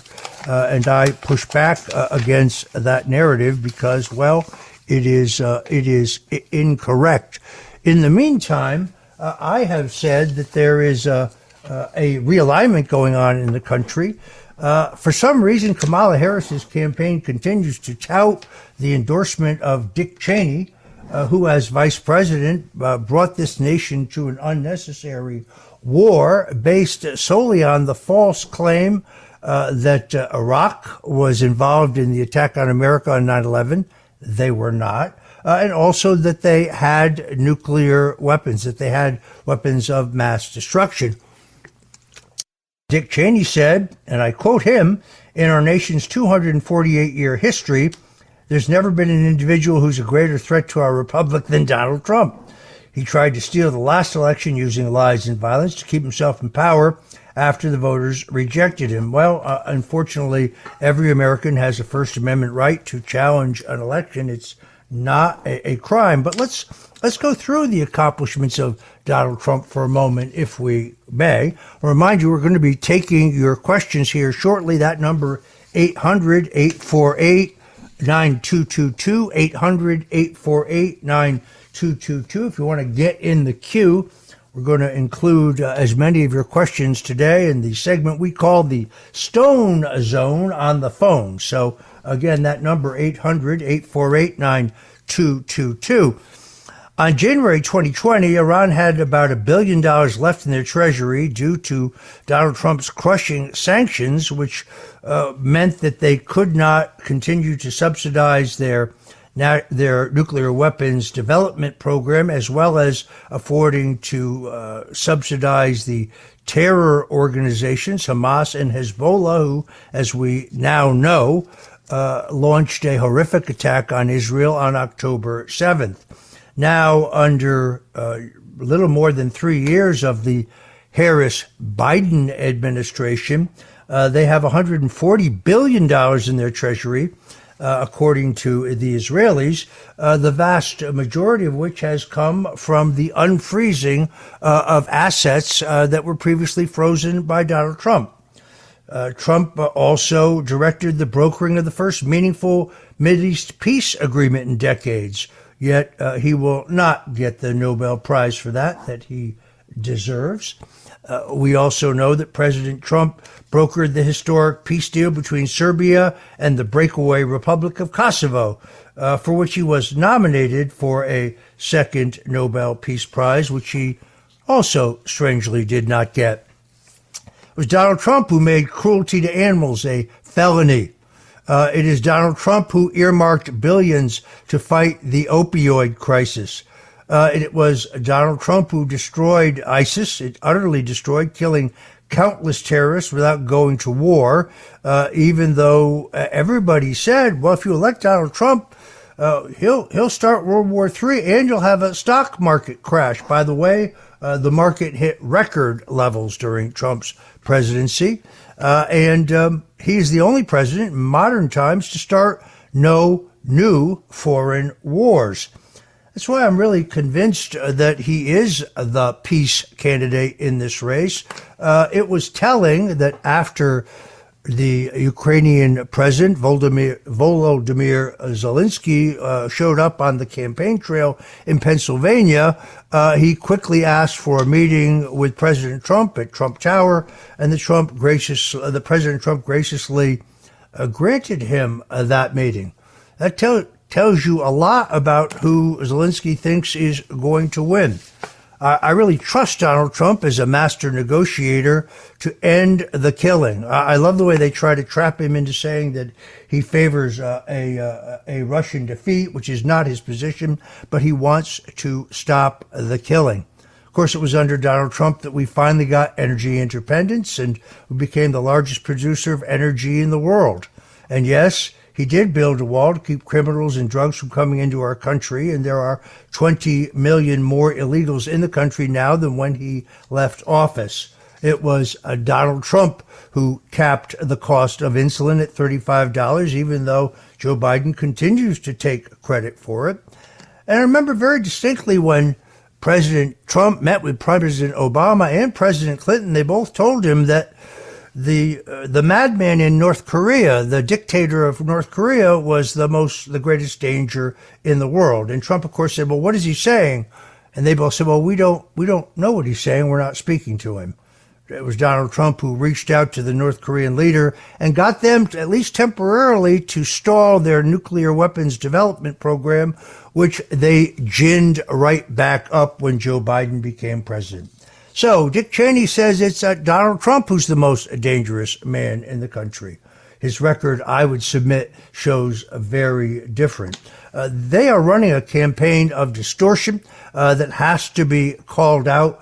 Donald Trump has the luxury of running on his record. He gave us the most robust economy in American history with the greatest rate of wage growth and job growth, the lowest levels of unemployment among Black Americans, white Americans, Hispanic Americans, young Americans, old Americans. No, I'm anxious to have a real comparison. The problem is that the Harris-Biden campaign runs away from their record. I'll be right back with more of the Stone Cold Truth here on The Roger Stone Show, so don't go away. It's The Roger Stone Show on 77 WABC. This is The Roger Stone Show on 77 WABC.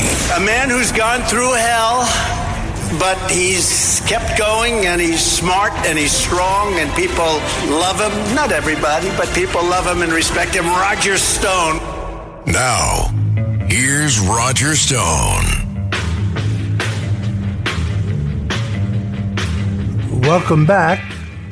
This is Roger Stone, and this is the Roger Stone Show. We've talked a lot about polls, and I've made it very clear that not all polls are the same, that a poll can be manipulated a number of ways. The sample size, the order of the questions, the wording of the questions, the order of the questions particularly, and therefore one has to look at a cross-section of polls in order to see what's going on. I like the actual polls posted by Real Clear Politics because they give you a better overall view. But one poll that I do respect is the Atlas poll. They have a strong record of accuracy, and here's their latest swing state data. In Michigan, they have Donald Trump leading Vice President Harris 51-47. In Pennsylvania, they have Trump leading Harris 51-48. In Wisconsin, they now have Trump leading Harris 50-48. In Arizona, a razor-thin lead. They have Trump leading Harris 50-49. In Georgia, they have Trump now leading 50-49. In Nevada, they have Harris now leading Trump 51-48.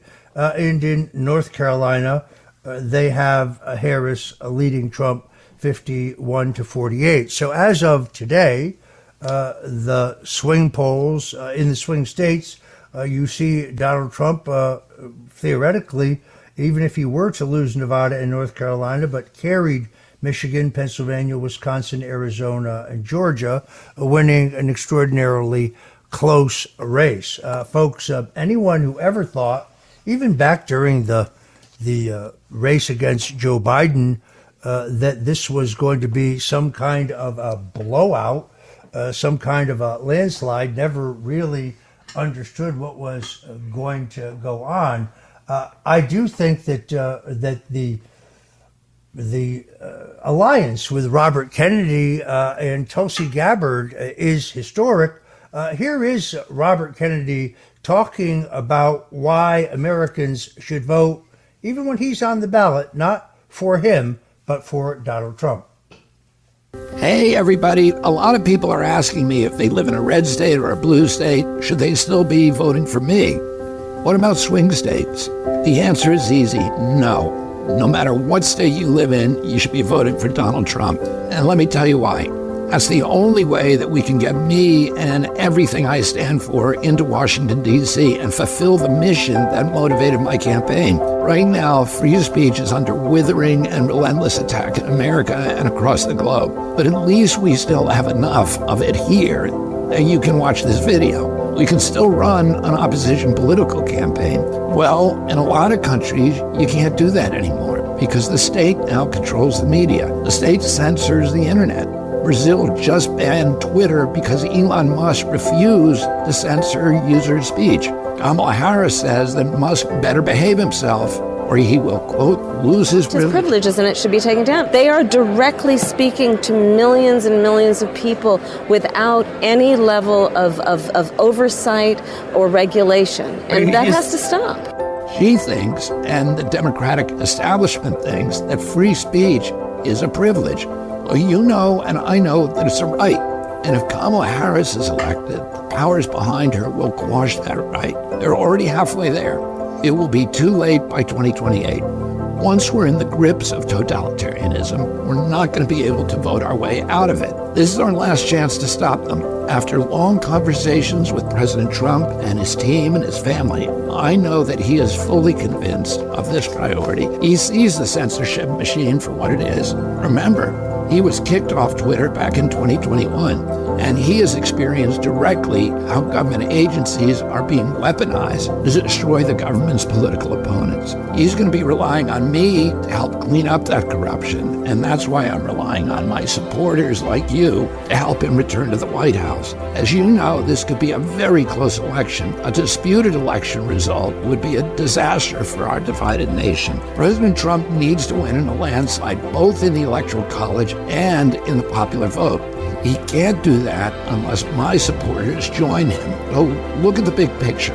We have to unify.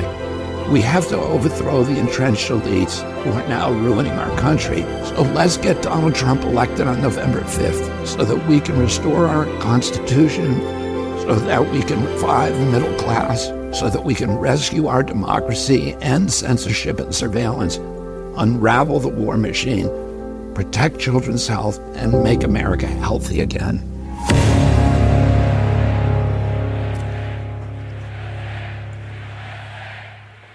Still, it shocks me that the Democrats continue to insist that the border has been secure and it is secure. And for the first time, Kamala Harris actually visited the border, something she never did during her time as vice presidency. Here's Connecticut Senator Chris Murphy. This blew me away. Kamala Harris was not named border czar, but she was given a very important but discreet task. She was asked to try to work with our Central American countries to reduce those reasons that you properly explained that people leave those countries because of violence or political instability or economic destitution to come to the United States. She did exactly that. In fact, she organized over 50 American companies to invest $5 billion in 3 key Central American countries. And guess what happened over the first 2 years of the Biden administration? Migration from those countries was cut by 50 to 60%. So Kamala Harris should run on her record of successfully reducing flows to the United States from those 3 countries.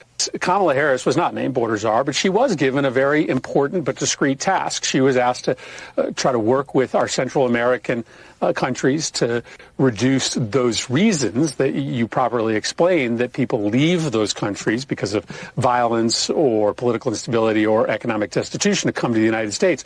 She did exactly that. In fact, she organized over 50 American companies to invest $5 billion in 3 key Central American countries. And guess what happened over the first 2 years of the Biden administration? Migration from those countries was cut by 50 to 60%. So Kamala Harris should run on her record of successfully reducing flows to the United States from those 3 countries. Successfully. We have 20 million, roughly, more illegals in the country than during the Trump presidency. And their real policy is open borders. The fakery here is hard to believe.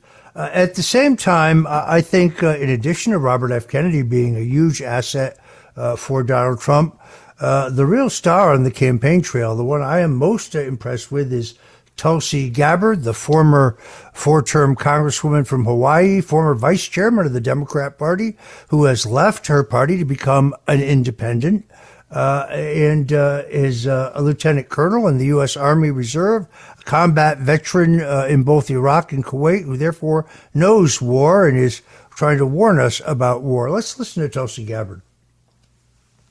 Or when you go in for early voting, and I encourage you to get your vote in early, because who knows what's going to happen on Election Day. You see a lot of people on the East Coast right now who are struggling because of this massive storm that just came through. What if the weather's bad on Election Day? What if roads are closed? We cannot place the future of our country on the weather on November 5th. I'm serious. I'm serious. Our voices must be heard in this election. So, one of the most effective political communicators I've ever heard. Here she talks about the Democrat Party that she was once a high-level official of. Within 6 months of my being in Congress, I was elected in 2012. President Obama made an announcement that he wanted to seek authorization from Congress to go and start another regime change war in the Middle East, this time in Syria. I was on the Foreign Affairs Committee at the time. Again, I'd been in Congress maybe 6 months, freshman Democrat. I did my research. I listened to their briefings. Then it was Secretary of State Kerry who was coming to our committee and making their case. And they failed to answer even the most basic questions. And this is directly connected to the failures of the Harris-Biden administration. The first thing that you have to ask and be able to answer before you go on a mission is what? What is your objective? What are you trying to accomplish? What does winning look like? What's your exit strategy? These are things that you probably think of when you're making decisions in your own lives. What are you trying to accomplish? They couldn't answer those questions. And when I asked, they said, "Oh, we want to go deliver a punch in the gut and send a message." I said, "What happens when they deliver a punch back?" "Oh, they won't do that." I did my due diligence. I announced that I would be opposing President Obama's request to go and start another war. And in less than 24 hours, I got a call from the White House. And it wasn't a call saying, "Hey, Tulsi, we just wanted to see what questions you had or figure out why you oppose this so strongly." What they said was, "How dare you? How dare you stand against your president? How dare you stand against, as a freshman Democrat, your president who is from your home state of Hawaii?" They didn't care about the substance. They didn't care about the experiences that I was bringing and the voices that I was bringing to light of those who I served alongside and those who were killed in combat and never came home. This speaks to the dangerous mindset of today's Democrat Party, which is one of the main reasons why I left. The incredible voice of Tulsi Gabbard. It's interesting that in July she criticized Vice President Kamala Harris, and only then did we learn through a whistleblower that she had been placed on a secret TSA domestic terrorist watch list and was actively surveilled while traveling. For all we know, she is still on that list, unlike, say, Ryan Routh, the man who somehow got to West Palm Beach from Hawaii in order to attempt to kill Donald Trump. Joe Biden, I think, did something very clever this week. He embraced Kamala Harris with a death grip. Let's listen to Joe Biden. Be herself. Look, she is smart as hell, number one. Yeah. She's tough. She was a first-rate prosecutor. She is a United States Senator of significant consequence. And as vice president, there wasn't a single thing that I did that she couldn't do. And so I was able to delegate her responsibility on everything from foreign policy to domestic policy.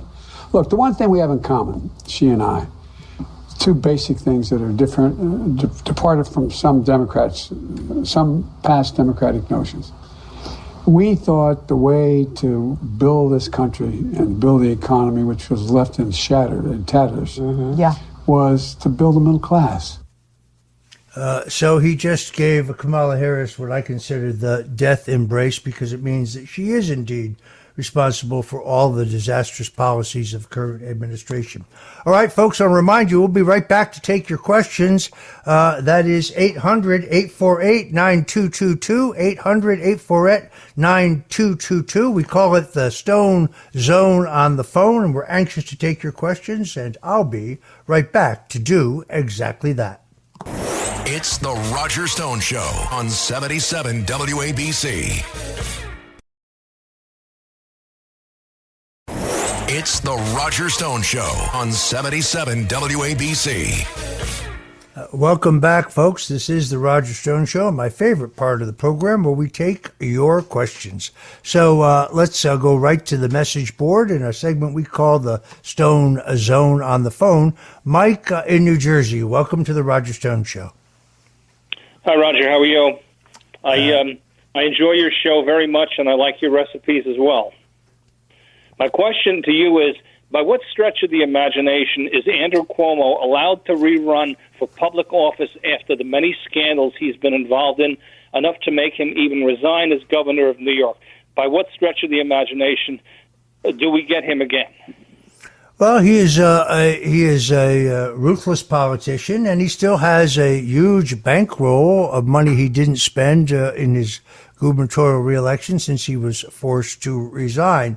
I always thought it curious that in the end he was accused of sexual harassment instead of being charged by sending COVID patients to nursing homes where they would infect others who ultimately died. To me, that seemed to be a more serious issue.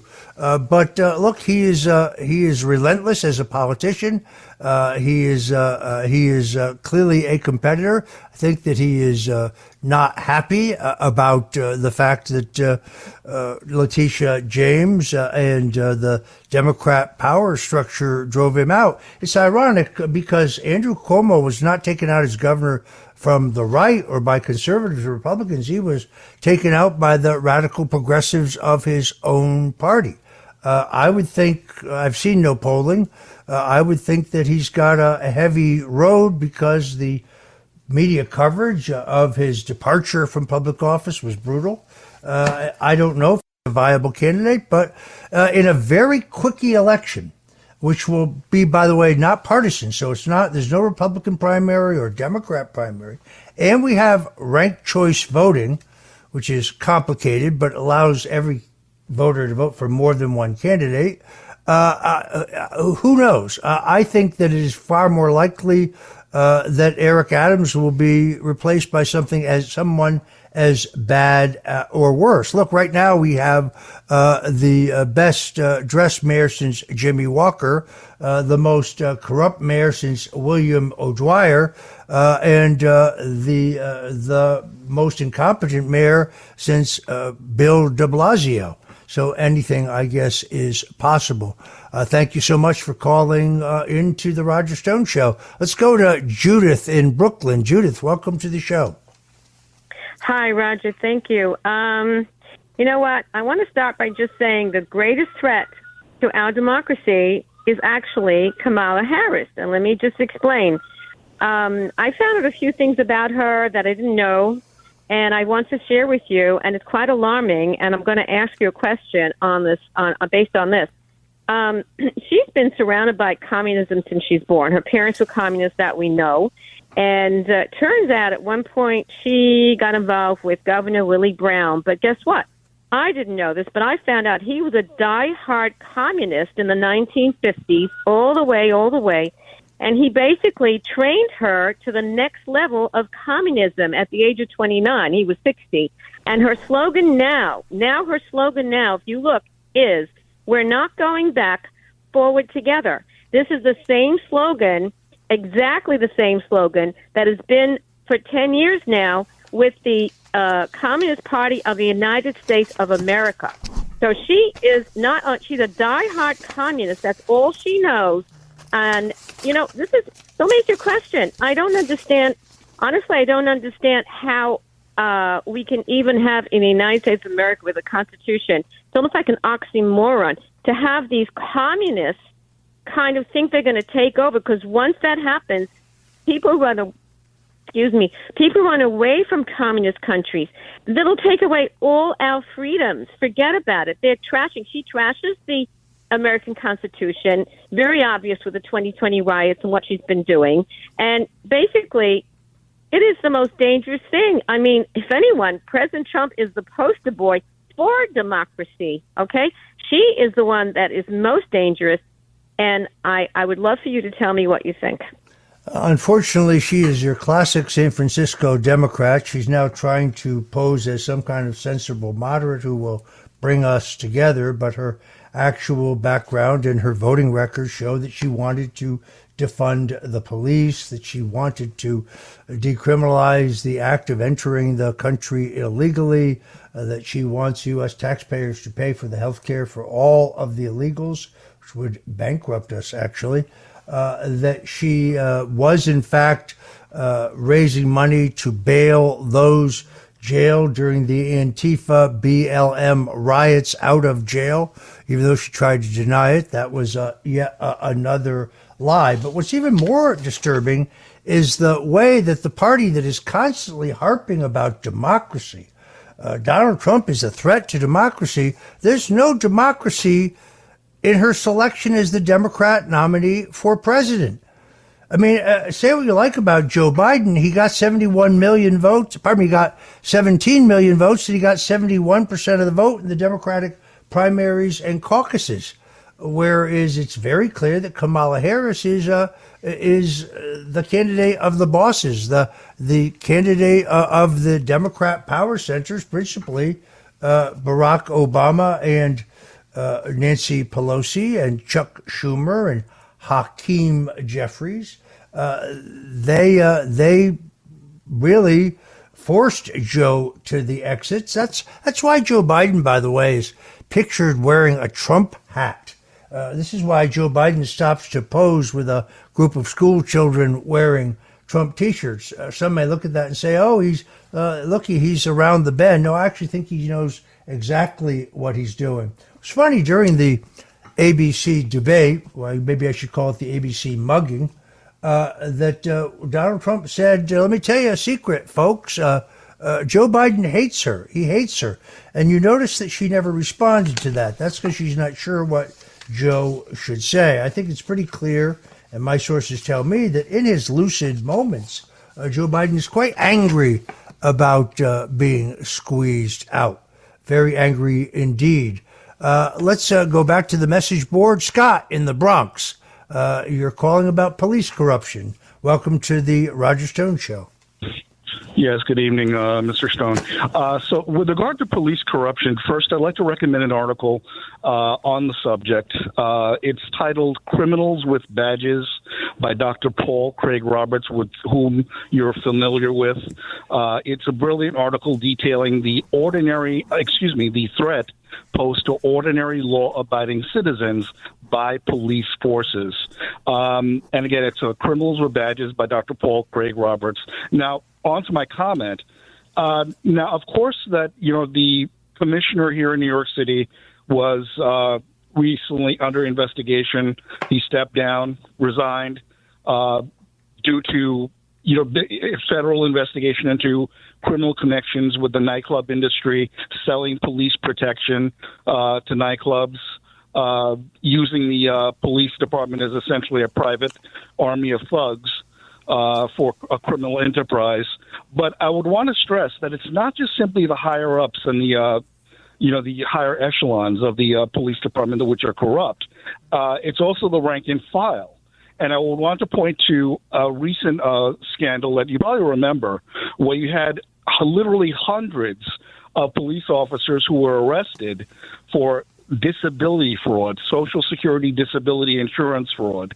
Hundreds of them were being arrested by the federal agencies for defrauding SSDI while they were in retirement, while they were collecting a taxpayer-funded retirement pension from the NYPD. They were also fraudulently collecting SSDI payments from the federal government and federal taxpayers.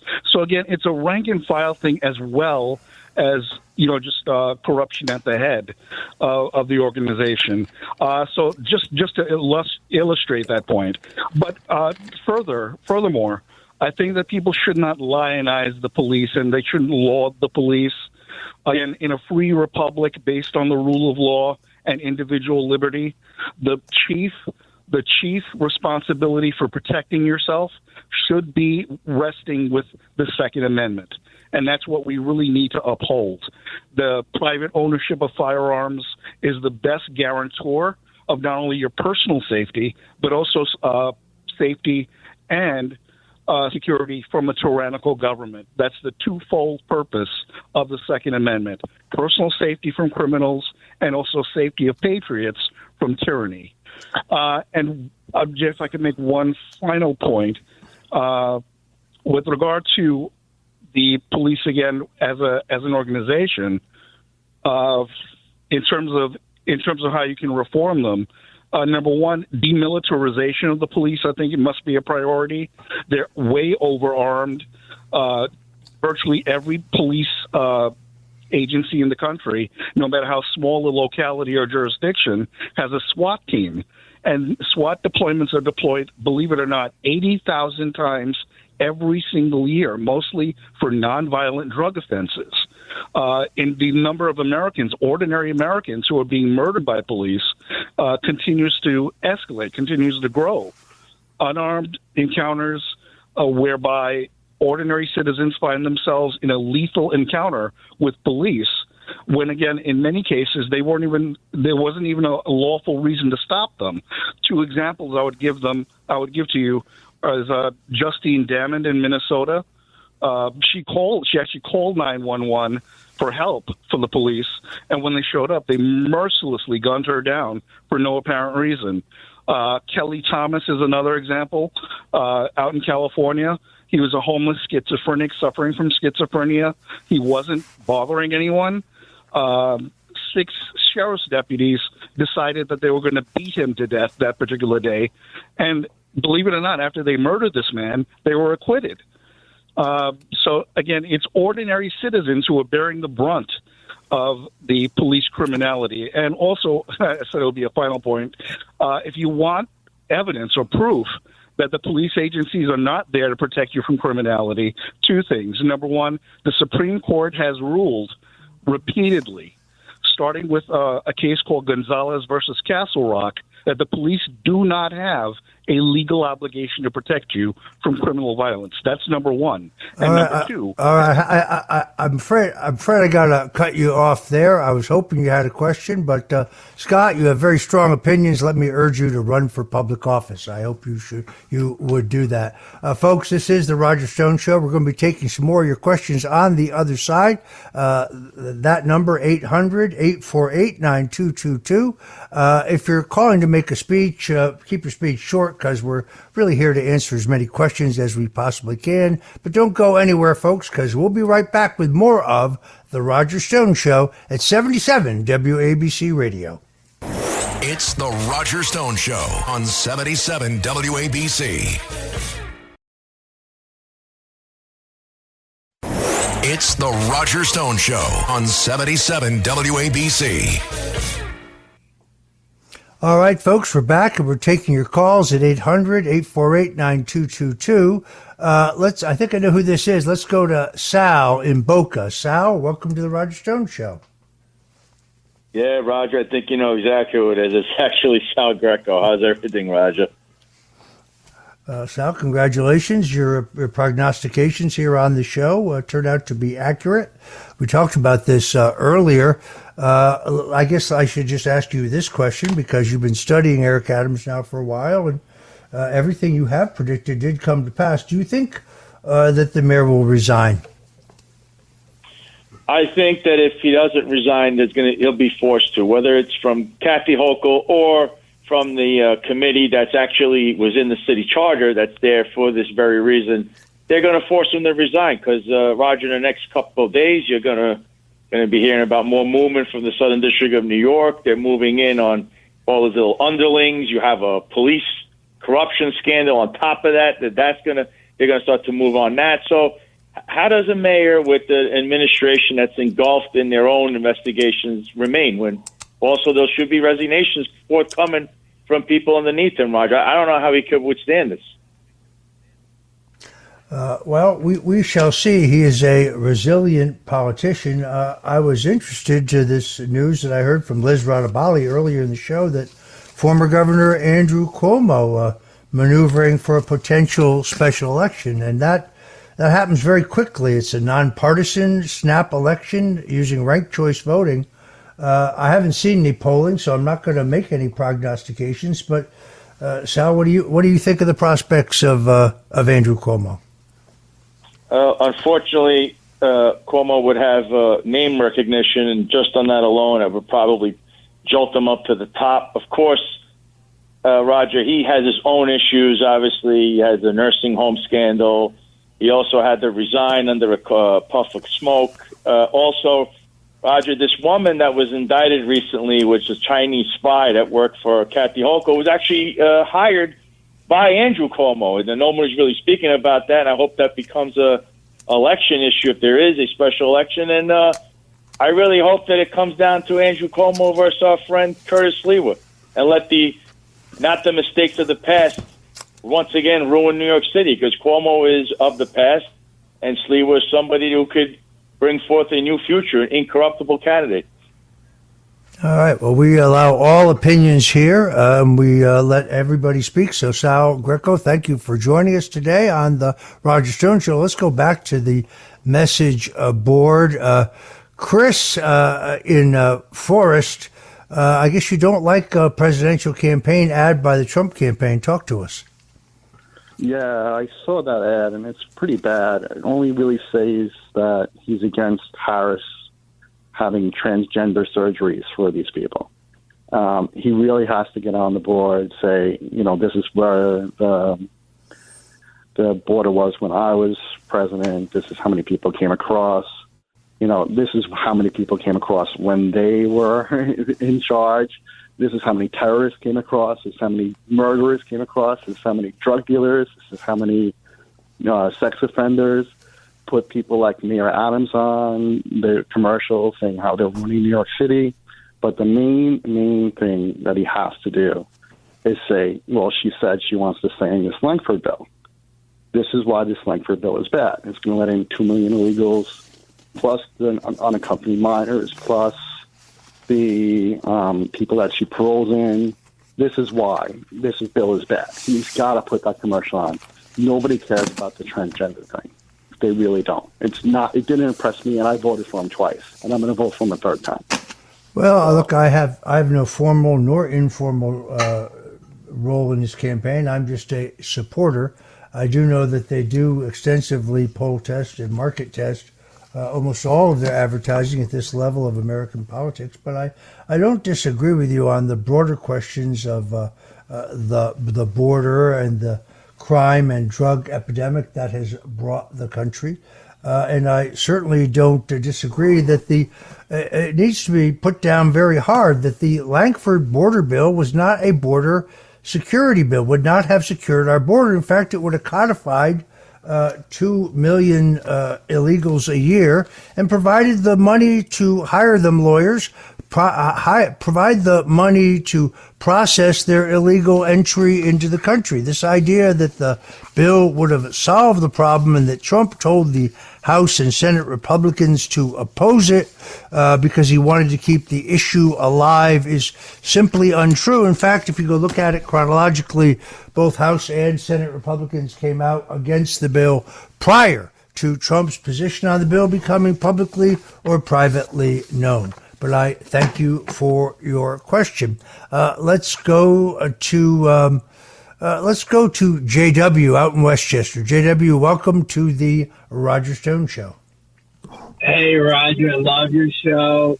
The goal here is to reconcile abortion with mandates on vaccination in certain states. So let me back up and say, okay, so there's abortion, and what is the claim?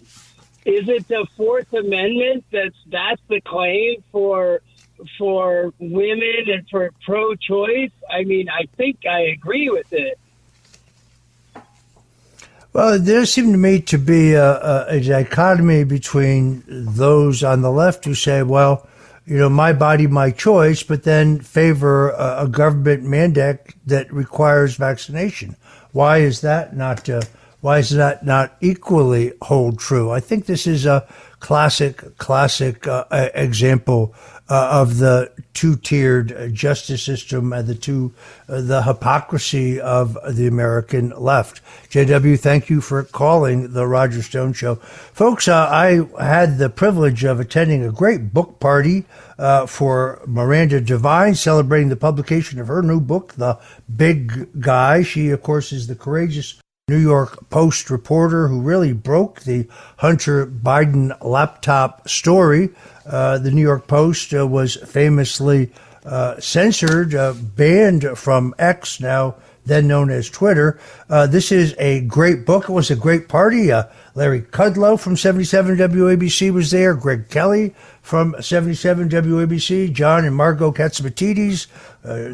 John does the great Katz and Cosby show. It was a great celebration, but I raise this not to tell you what a good time we had, but to advise you that this book, The Big Guy by Miranda Devine, How a President and His Son Sold Out America, is a terrific read, a shocking read. We're going to try to get her on the program next week, but you definitely want to check that out. All right, let us go back to the message board. Again, our number, 800-848-9222, 800-848-9222. Dakota in New York City, you've been holding. Welcome to the Roger Stone Show. Thank you. Bill O'Reilly had this idea, and I actually had it myself. Since she won't do another debate, my thought was that he should do the debate, Trump. And what he does is he makes a statement like, how would you reduce the prices of drugs? And she would say, I would snatch the patents from the patents from pharmaceutical companies, and have her quote there. That's on TV. I saw that. And then he might say, well, with less research and development, there'd be fewer and more expensive drugs. There'd be no incentive for them to develop these drugs. And then she wants price controls on food to prevent price gouging, and he could discuss that you caused all this inflation, blah, blah, blah. And with the 25% capital gains tax on unrealized gains, he might ask the question, well, after 4 years, won't the people have nothing left? So this is what he could do. Even though she's not there, it would get the message out, the consequences of her stupid policies. And I was just wondering what you might think of that. Well, this is, of course, the old empty chair concept. It's worked throughout American politics. When your opponent doesn't show up, you come and you debate an empty chair, or sometimes you'll put a plastic, a paper cutout, like a cardboard cutout of your opponent. It certainly could be effective. Her current record is something she's running away from, and she wants us to forget as she attempts to pass herself off as a reasonable moderate, not the San Francisco Democrat that she, in fact, really is. I don't think we're going to see other debates because the last one was so egregiously rigged. That wasn't a debate. That was a mugging.